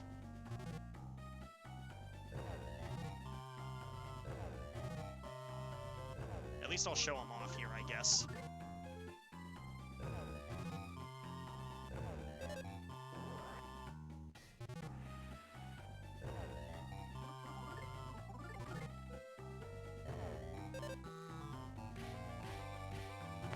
See, this is kind of imbalanced for an early part of the game, and I like the enemy balancing later. Like, the fact that 3 enemies, rapid fire, can only do 3 damage to me with a smash attack, but another enemy that's just 1 screen over can do, like, 20 damage to me with a regular attack, that just kind of rubs me the wrong way, you know what I mean? I mean, I guess that's not a problem exclusive to this RPG by any set. That happens in a lot of them, definitely. Whatever the case. Alright. I'm surprised. I don't think I missed a single attack in the swing.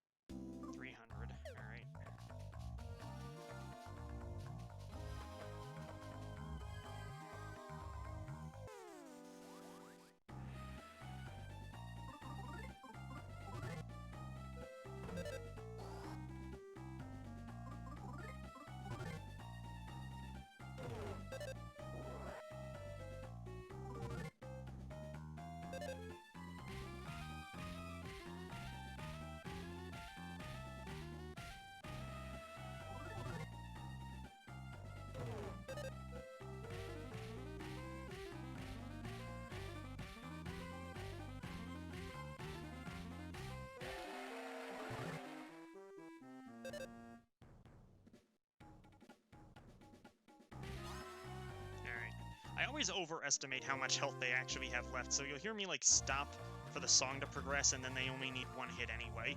Probably less, even. Just, like, half a hit would have done him in. Wait. Shoot.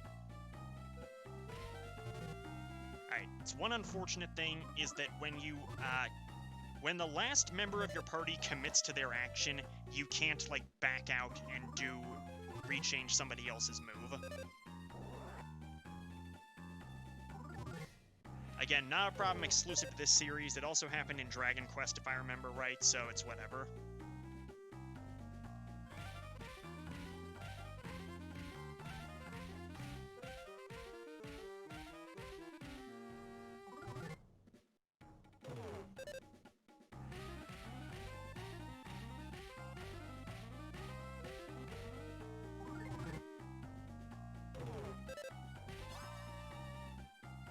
You like Dragon Quest? It's a good series, but it's kind of grind heavy for me.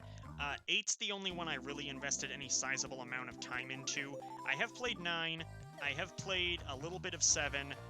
Okay, I technically beat the Game Boy Color version of the first one, just because that's a much easier way to go about it. The NES version of the first one is absolute nonsense, if you want my honest opinion.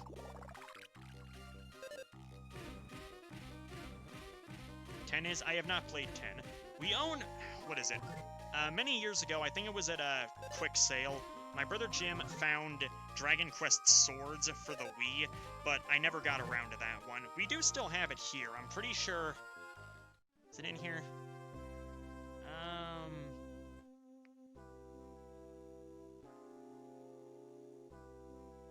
I'm not seeing it in the stack, but it's...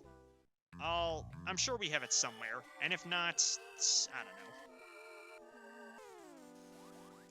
It's not the hugest loss.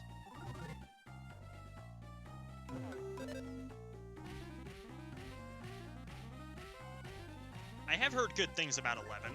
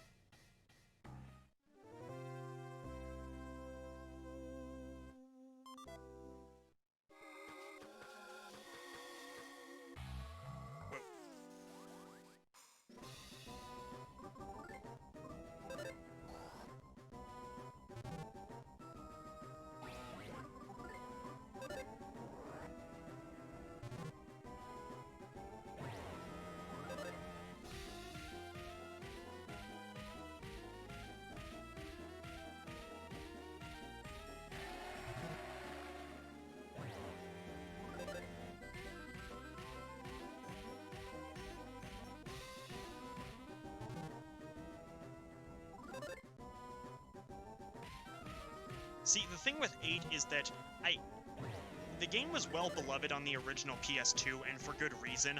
Although, if we're being fair, part of the reason it only sold so well on the PS2 was because it came with a demo of Final Fantasy XII, and people just wanted the demo. Although, ironically, Dragon Quest VIII got far higher reviews than Final Fantasy XII ever did. But when the game got re-released on the 3DS, I would say that is...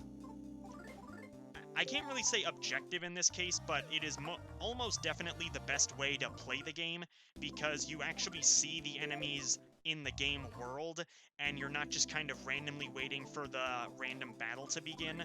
So if you want to fight metal slimes, you can fight metal slimes.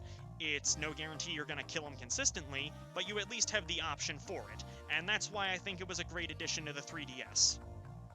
Okay, let me see here. Alright, so right is the way I want to go, so that means there's probably like an item to the left. I guess we'll see.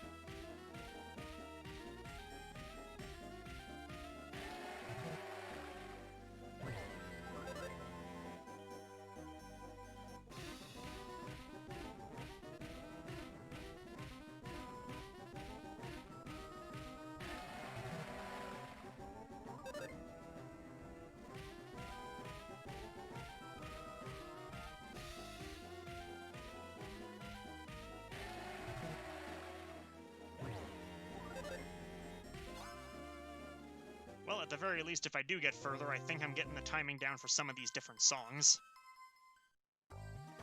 What is this? Argilla Pass. I know how you feel, but stay away. Hey!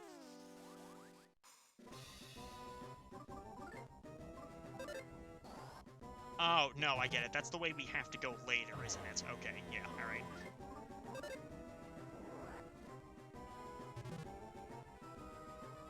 I practiced through the first half of this chapter like 3 separate times just to do test streams, but I probably should have ran through the whole thing. Ah well, it's not really very confusing from here.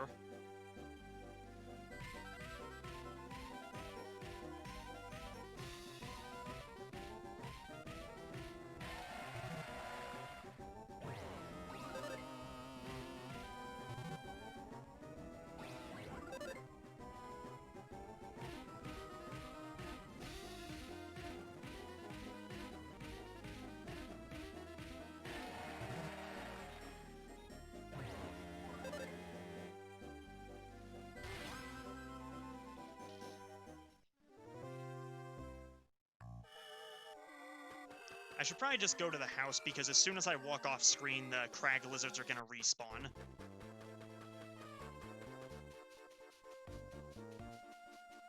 Well, at least everything up here is relatively undamaged.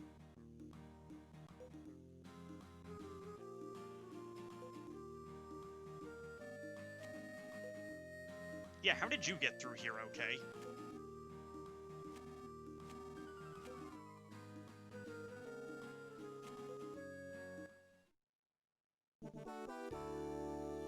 Alec joined your party.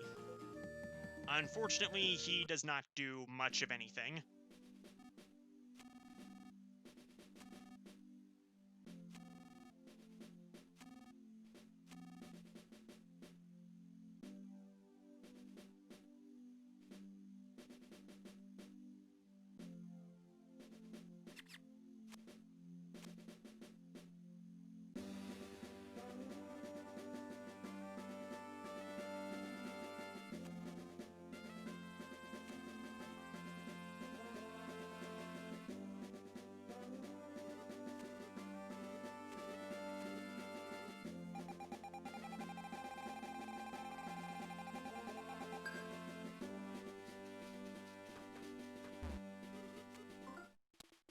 didn't want to interrupt the song there because that was a pretty epic, triumphant song.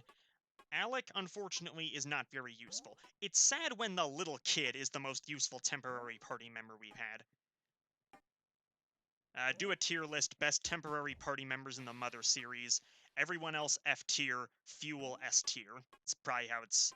Eventually I'll do that, I don't know.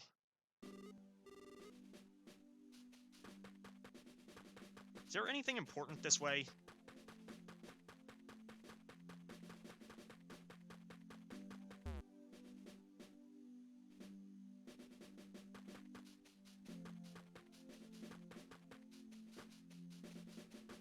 No? We got this big open room and literally nothing's here? Alright.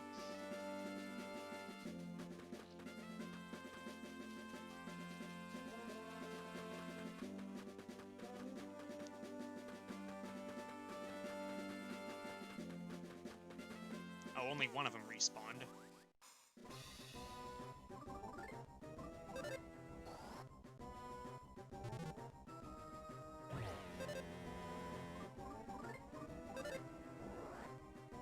Okay, maybe we don't go to the past. That's... I guess, spoiler alert, this is not exactly the end of the game, so we're gonna go back there later in the game.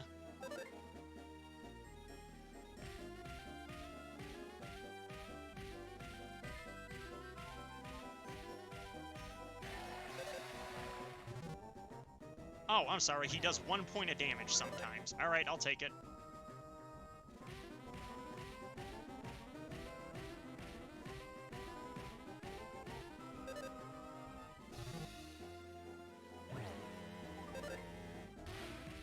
This guy's already not really damaging us. Did one level really make that much of a difference? I guess it must have.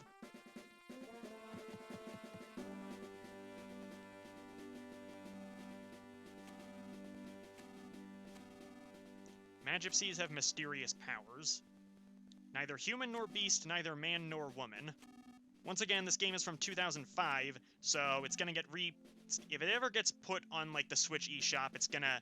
I guarantee there's gonna be a Kotaku article 2 days later about how it's as damaging as Persona 4 or whatever. No, was it Kotaku that did that? It was... I don't know who it was. I'm hard on Kotaku because, you gotta be hard on somebody, I guess. I don't follow. Which way am I going, then? Hang on, hang on, hang on.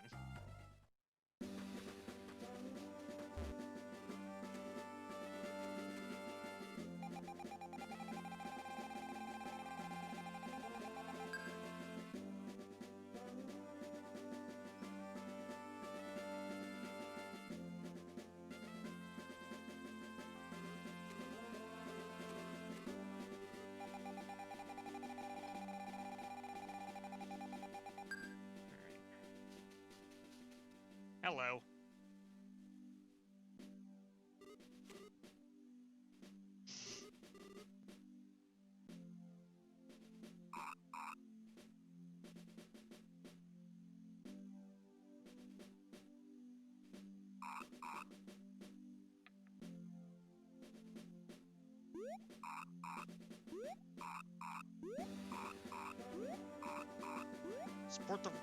Sport the way of two grown men.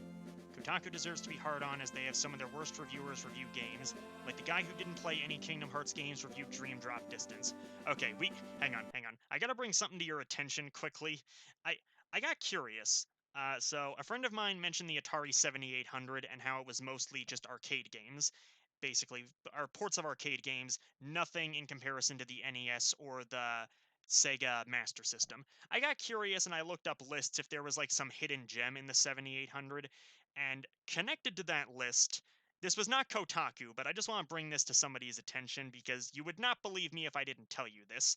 Attached to the 7800 list was a list of the best Philips CDI games, and I'm like, okay, that console gets a bad rep just because of the bad Mario game and the bad Zelda games. Maybe there are actual games with merits on the system, right?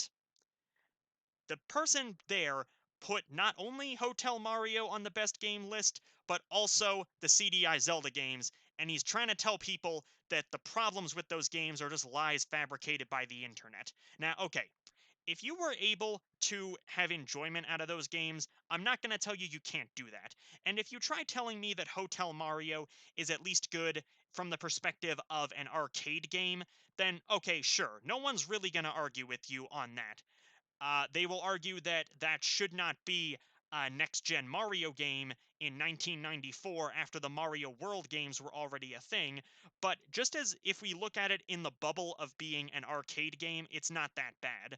But how on planet Earth can you justify the terrible direction of the CDI Zelda games? I'm willing to bet like $100 the guy didn't actually play any of the games on the CDI, except he just looked at a list and thought that he would get headlines by doing it. But who knows? Alright, enough of that nonsense. Can't go there, but kind of looks like we... Wait. Alright, guess we should do this again. Sorry, frogs, but I forgot a treasure chest.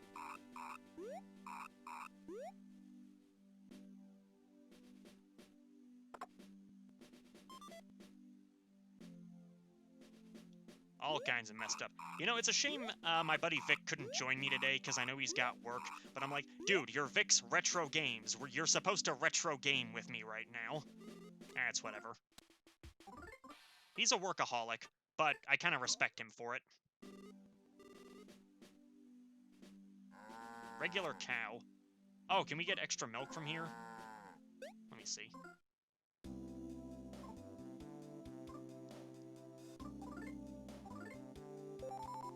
Flint loves cheese, so he got 60 HP.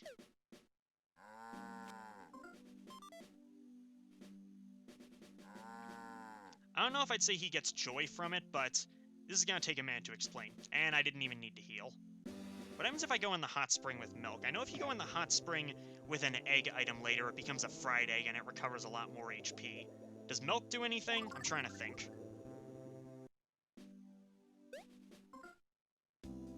Okay, no. Alright. To give a bit of an explanation, so he finished college the same time I did. He is...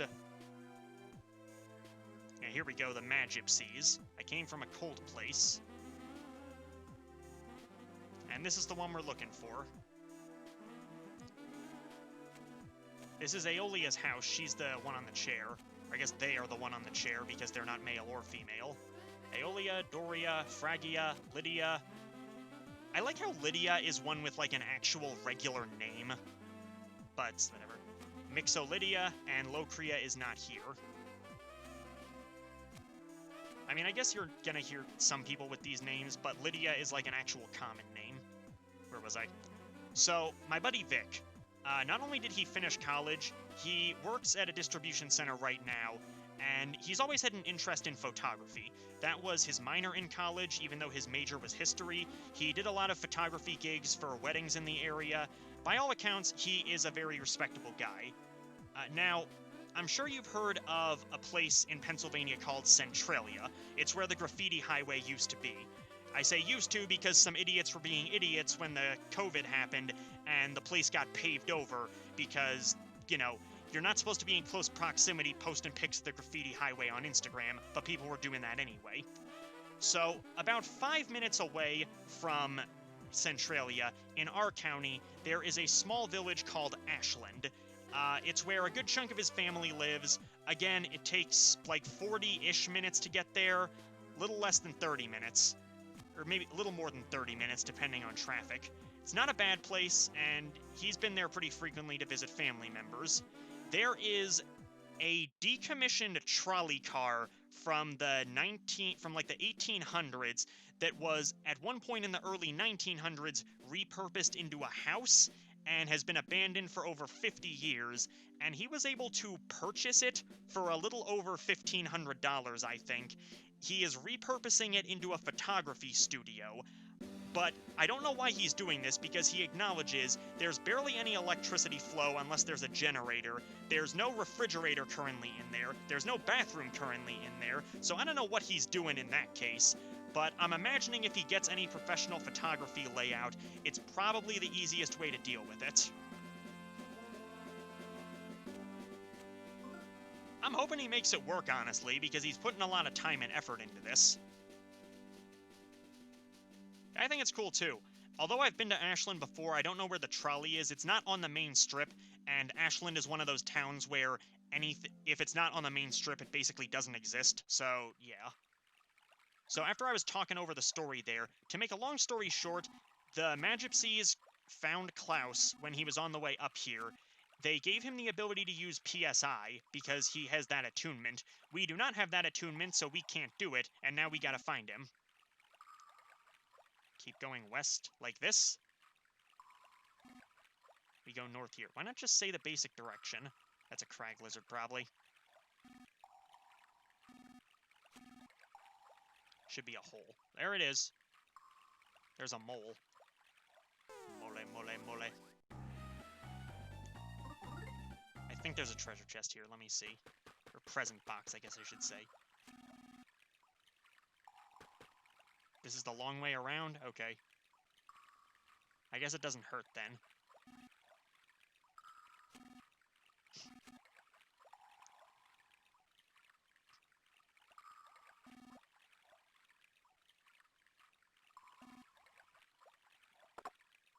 A running bomb. Do I need that? I don't think we need any more antidotes, honestly. And I really hope I don't regret that. But I'm pretty sure we don't need any more antidotes. Wait, what? Trying to add in some humor.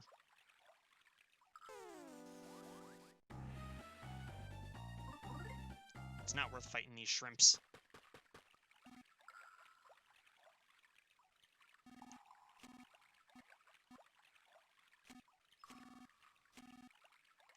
We need to find it. Ha ha ha ha. Yup. Alec.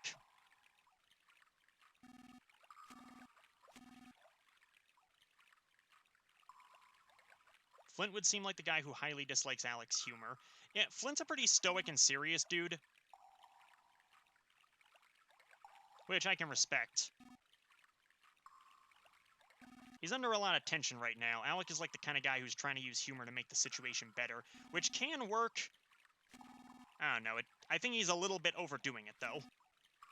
Divines go up there because they're divine.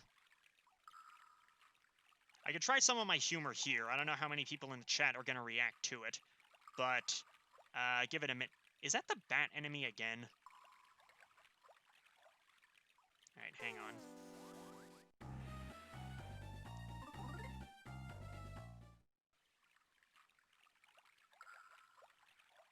When we get out of this cave, I might try a joke or two, see what happens.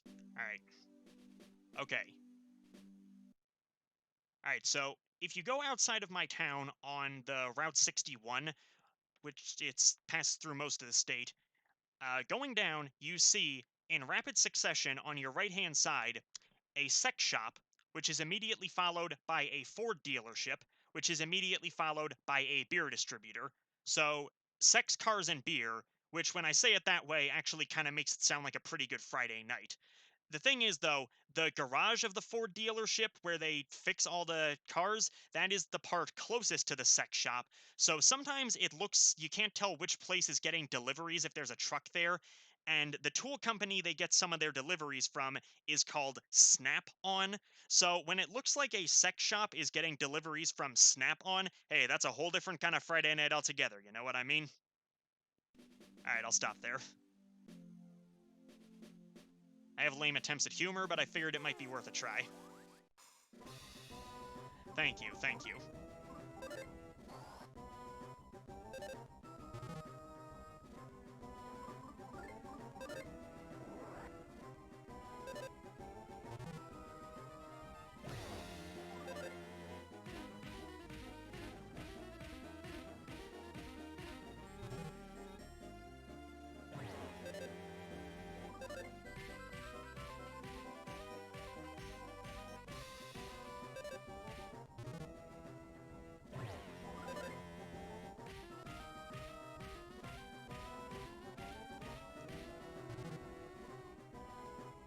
So I guess that minor equipment, like the Ares bracelet being replaced and then getting the second charm, that actually made such a huge difference because, you know, we're barely taking any damage from these guys now.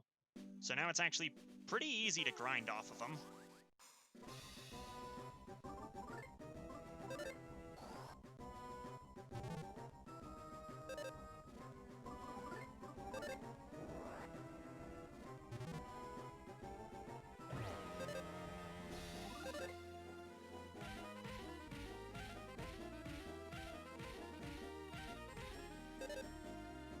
Yeah, I mean, they still put up a long fight, just because we're on hard mode, but the actual damage they do to him is pretty benign at this point.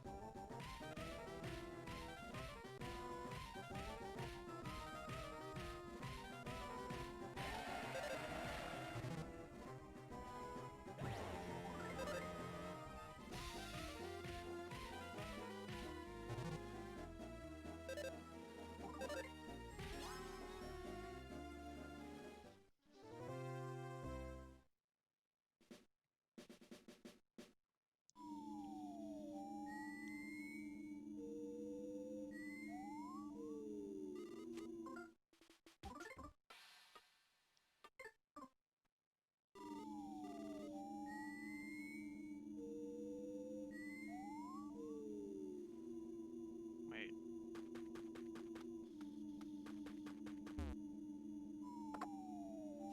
Beef jerky. Alright, hang on. I'm gonna let that there for just a little bit to test my theory on whether or not it turns to yogurt, because I don't fully remember. Hey!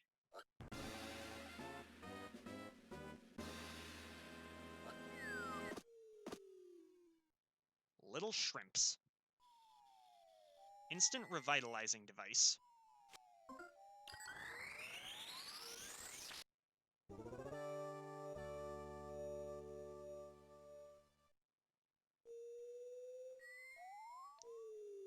Yeah, eat your heart out, Frieza. We don't gotta submerge ourselves in a tube like you guys had to. Yeah, I guess I should have at least made one Dragon Ball joke while we're doing this. Do I need the beef jerky? Probably not. There they go again.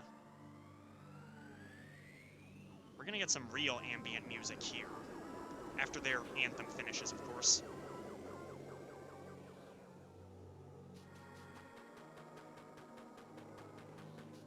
Whoa. I don't like this enemy. This enemy is a recurring thing in all of the Earthbound games, and I don't know, it feels like they put it in just the irritating spot where it's... Actually, it's not really doing much of any damage to me. Am I remembering wrong? Maybe it's the palette swap later, because there are some palette swaps.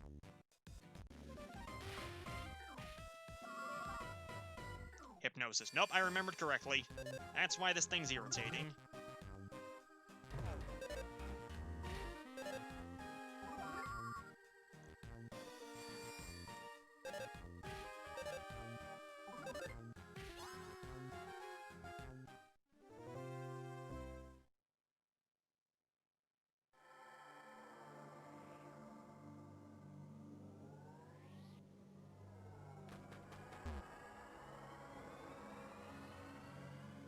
Okay, the map is no longer working here.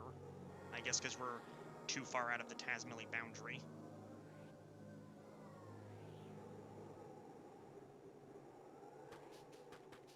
Gotcha!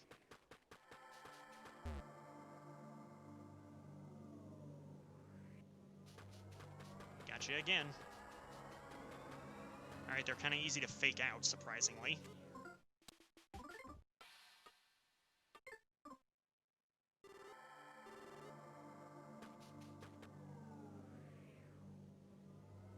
There's a baby Drago.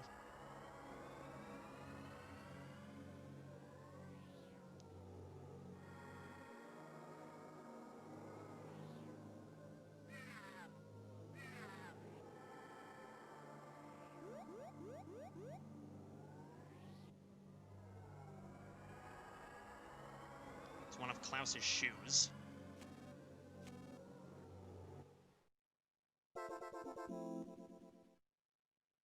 Yeah, let's hope we didn't miss him by too much. Wait, hang on. I just thought of something. Okay, the Drago Fang isn't our regular items. I wasn't sure about that.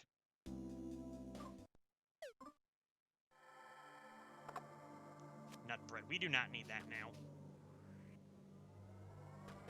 Shoot! Okay. Alright, right there. You'll hear that that's the song we've been using, but where the pitch slows down. I don't know why it does that, but I'm gonna show this off. I may as well. I got enough healing items. Trees I don't know what it is with this franchise and having trees be really powerful enemies, but watch what happens.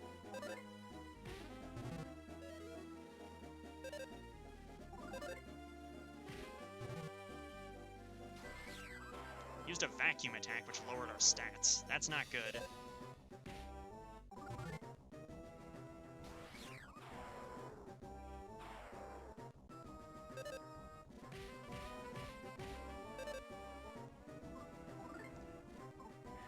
I may as well use this now.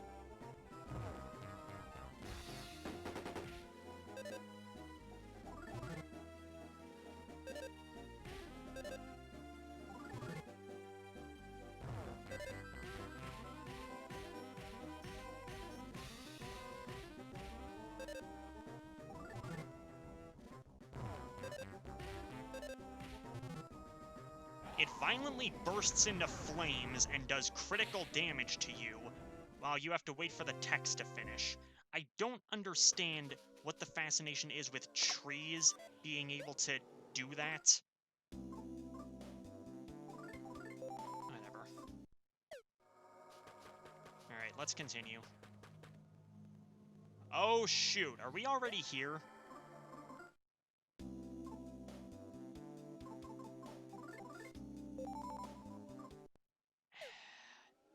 Shoot. I actually did not realize it was going to be this right up here. Alright, let's do it. Is this California? Oh, that's a good one there. It's another machine.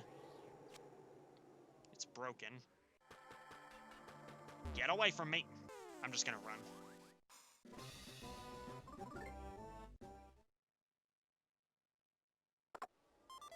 Beef jerky. There's the other shoe.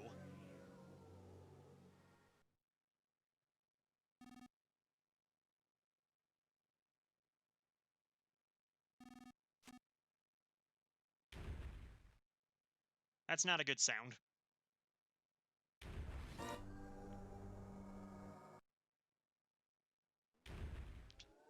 Well, I think we've identified the root of our problem.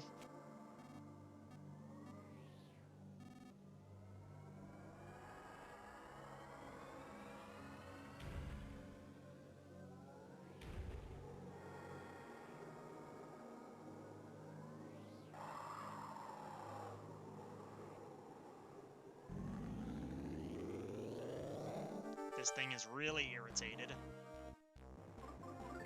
We're gonna start off with Toughen Up. This is the Mecha Drago, and this guy has... On this difficulty, he has over 2,000 HP. So this'll take a little while. Yeah, I had to buff myself first. Yeah. If you don't use the Drago Fang, then your attacks will only do, like, 1 damage.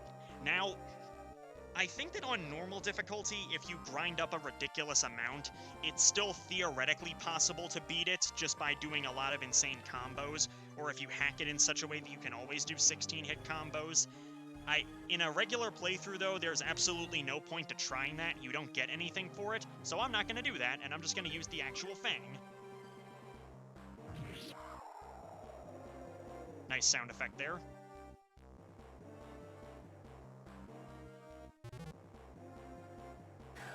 Oh, shoot. Alright, you're gonna lower my stats? Fine. I'll just chuck some bombs.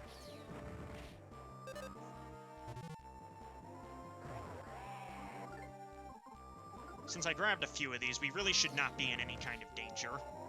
Especially not now.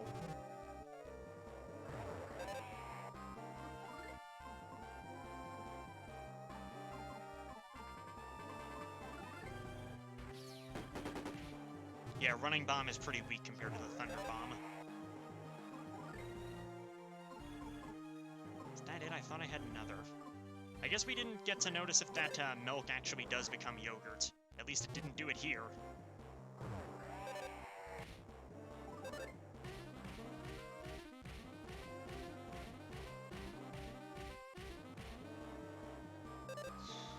14 hit combo does less than 100 damage, and this boss has 2000 HP. This'll take a little while if you couldn't tell.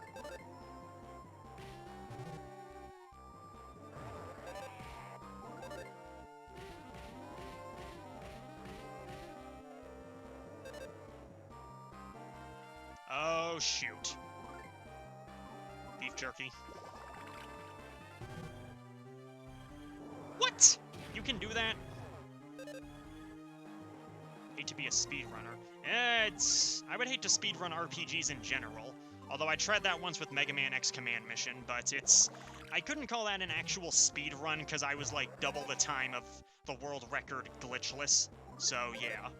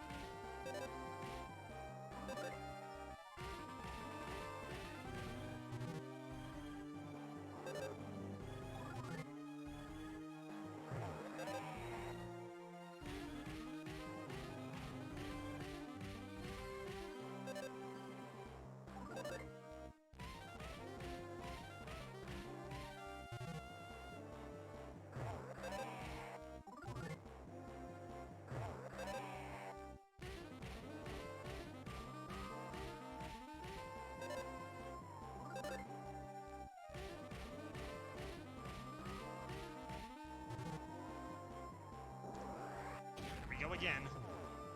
Jeez.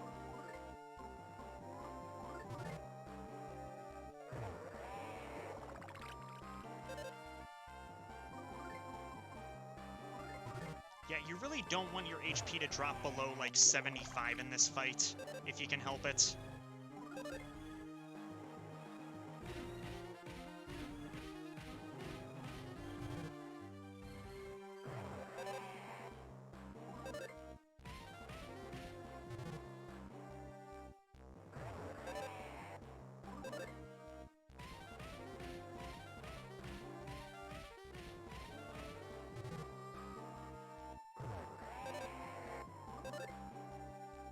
I love how a smash attack from its physical force does 10 damage, but fire does 4 times that.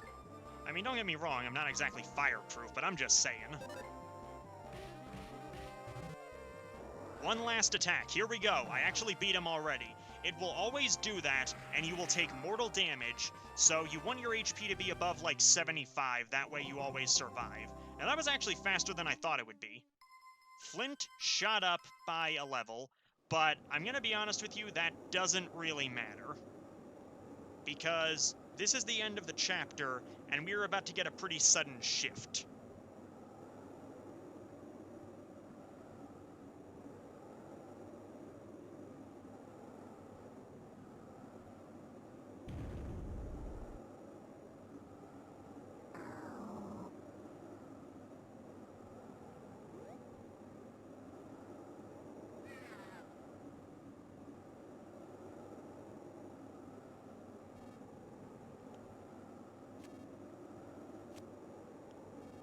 Hey, would you look at this, an actually good moral.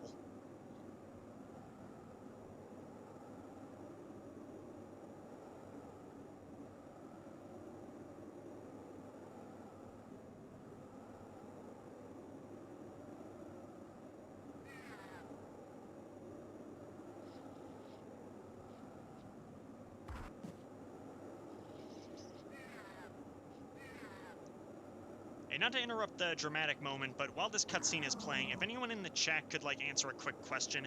I got about Brother Bear before Brother Bear. I don't know if this came out the same year or, like, a year after. Oh, we got a problem here. Because off in the distance, just out of bounds, is the one we were searching for. Okay, hey, people in the chat, quick let me know. Do you want me to at least start a little bit of the next chapter so you can see what it's like, or should I do just a short Q&A and give a quick break? Because I know that another guy's going on pretty soon, but Shrubber Lover's on his way. People of Tazmily Village have never known sadness. They lived in harmony with the creatures of the forest. The strong would help the weak, and Fuel, the little kid, was stronger than most any of the grown adults. However, it now appears the villagers have learned all too much about sadness. Suddenly, everything is changing for the worse, because of some idiots in pig suits. Almost as if toys, the peaceful animals are being transformed into strange, ferocious creatures that attack people. Some people, like Flint, have even had their families torn apart. Yeah, poor Flint. Just what is this suspicious group that wears pig masks? Y'all start a bit of the second chapter, at least get through the first fight. What are these eerie objects that soar through the once beautiful skies? And where could the missing Klaus be? Said the omniscient narrator who's literally looking right at him.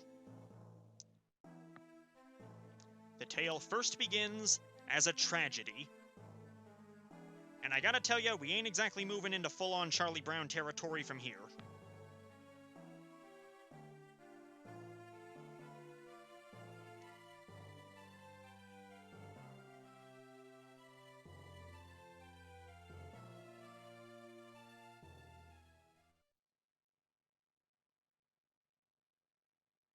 One second, guys.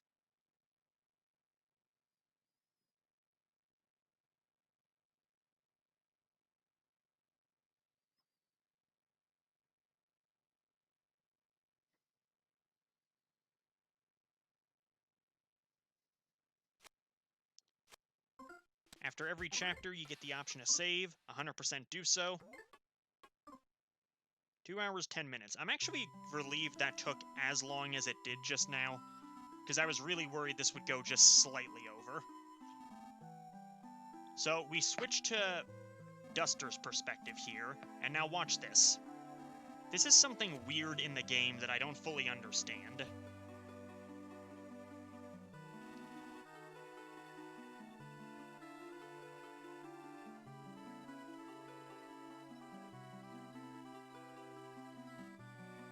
In this redo, Flint talks. And Flint is gonna be talking for the rest of the game.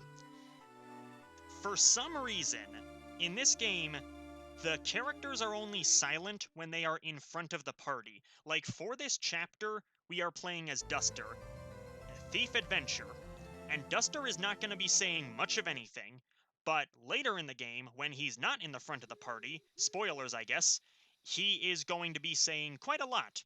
I don't really understand why that was the decision they went with, but okay, whatever. I guess if we're being fair, the characters in the original Earthbound didn't really speak much outside of a few select scenes, even when they were just in the background, but yeah, it's whatever.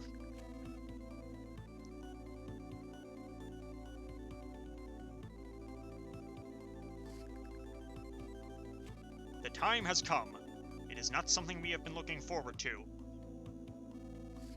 Hope the time wouldn't come, but you and I have been constantly preparing for this day. Let's prepare enough.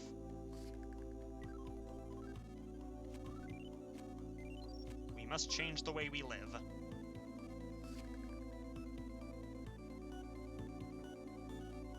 You will sneak into Oso Castle, and we must find a certain important item. Yes, please. It's shiny.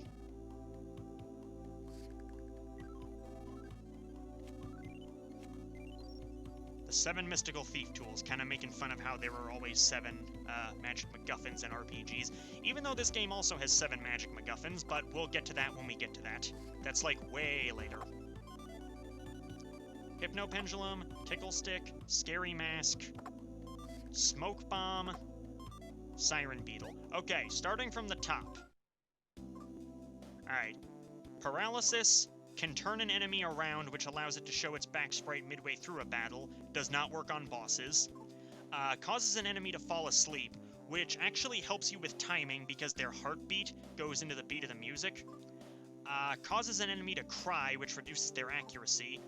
This one already tells you lowers the offense, lowers the defense, and yeah. So in total we got 6 gadgets to work with, which is pretty good. You know, it's a unique enough gameplay style from just brute forcing it like we were in the first chapter.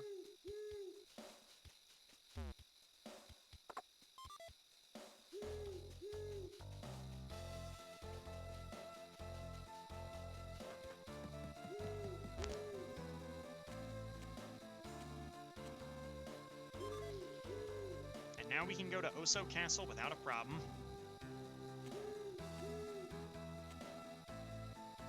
Interesting. So we have to go to the grave anyway.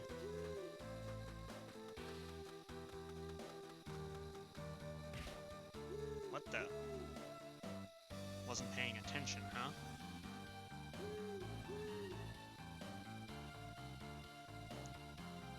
Suspicious.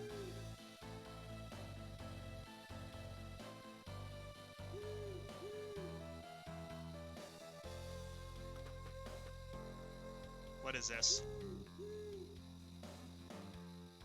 Hi, Butch, how are you doing?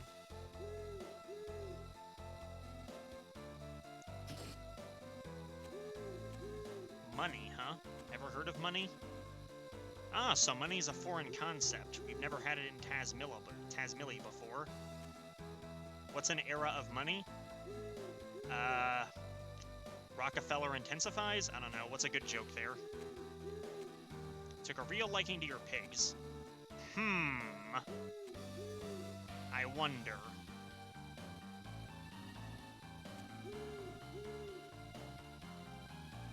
Yes, you're gonna throw money into a giant hole in the middle of the village. But you put it back. That's kind of funny.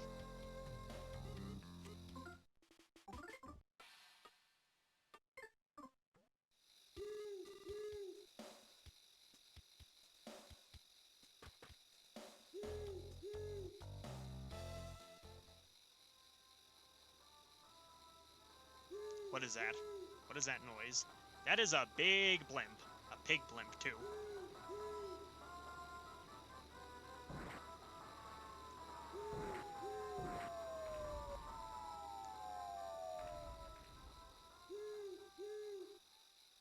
Well, that's a problem.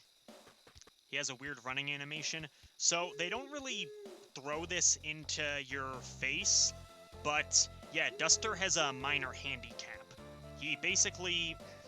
It's gonna come up later, they're not gonna fully explain it, but yeah, he has a minor handicap. Which is why I say, yeah, the game came out in 2005, and that's why I worry that Kotaku or any other gaming article out for clickbaits will probably bring that up in some kind of weird point if the game ever does get re-released. Now here's something creepy.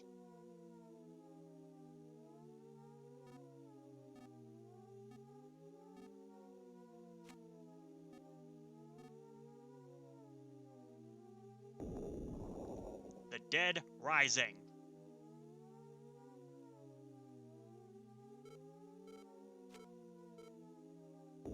Yeah, you should have.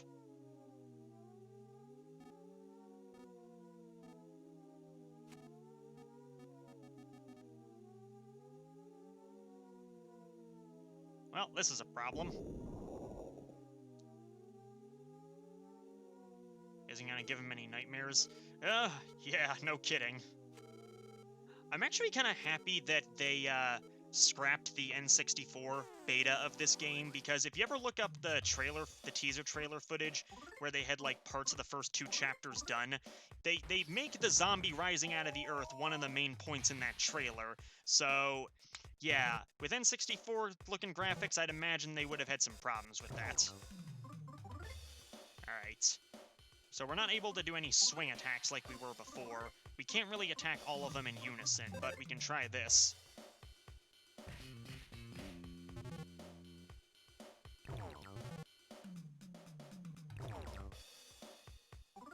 Shoot.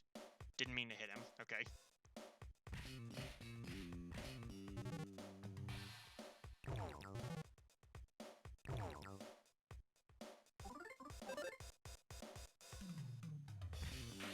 I just realized that the items I... What?! You were not there before.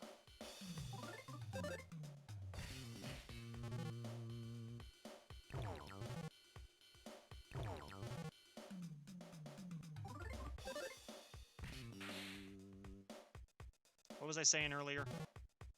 So I just realized that the items I gave Duster back during the first chapter when we fought the caribou, like the nut bread, he does not have that anymore. I don't know why he doesn't have that anymore, but whatever.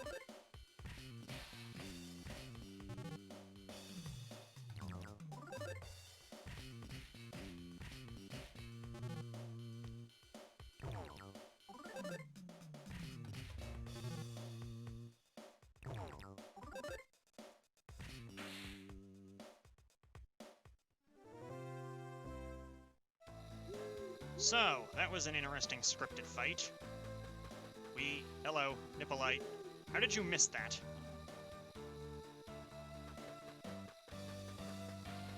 Let's see here. Well, he was right. The drawbridge is up. We can't really get anywhere. From nowhere in particular, you hear a voice. Now, watch this. I've been watching you fight for a while now, and only now in Chapter 2 do they actually tell us about the rhythm. I don't know why. I guess they figured that for, like, a first-timer, they thought maybe the game would be a little bit too easy on normal mode. I don't fully get it myself. There are some more zombies here in the grave, unsurprisingly. And it looks like there is an underground passage after all. So, we are kind of weak right now, and it's definitely going to require grinding for Duster to be at the same level of strength that Flint was at earlier. But if I ever do a follow-up, then maybe I'll cut out the middleman and just get us back to what we need to see. So with that said, I am going to cut the game part of this stream, and very quickly... Alright, so my segment is basically finished right now, and I just want to take an opportunity to thank everyone who did tune in. I know most of the admins had this on in the background, but anyone else who followed from the Twitch account, even if you only popped in temporarily, the people who followed us from the interviews with Everyday Podcast that I was able to get to do the share, which I appreciate you guys again for doing that. Thank you a lot, really. With everything that happened, and with the fact that this was prepared somewhat suddenly, we were in discussion about it for a little while, but we didn't have a schedule finalized until 2 days ago, and I didn't even learn how to stream until 3 days ago. So, big shout out to Super Kami Guru, to Future Gohan, to Vegito, to Goku Black. They're the guys who, as far as I remember, they're the guys who put the most effort into making sure the Twitch account was ready. So thank you guys for that. And also, of course, shout out to Bulma, who was streaming before me, Ben, who's going to stream a little bit later, and then Piccolo, who's going to finish off the night. It's... I know that originally in 2018, it seemed like we wanted to make a big thing with this channel, but most of us didn't really know what to do at that point, and I'm hoping we can do something with it. I really am, because when Alejandro passed away, that left a big gap in the community, and then Antonio, the Tau admin, passed away about 2 or 3 weeks afterward, and then Cody, the Trunks admin, he passed away in December. He left his fiancée, he left his family, all of them left their loved ones. It was a tragic loss, and it affected their families and those close to them a lot more than it affected just us who knew them a little bit through memes. But I still feel like we all had a bit of a connection spending so long in this community with them, so I'm happy that we were able to come together for this specific event. And with that said, I want to thank you guys for indulging in my nonsense. I know I'm not exactly the most coherent streamer. Anything else I should say? Shout out to Chugga Conroy, because if not for him, I guarantee Mother 3 would not be anywhere near as popular as it is nowadays, like even in a niche category. So with that said, I am going to sign off, and you guys take care. Have a good rest of your day.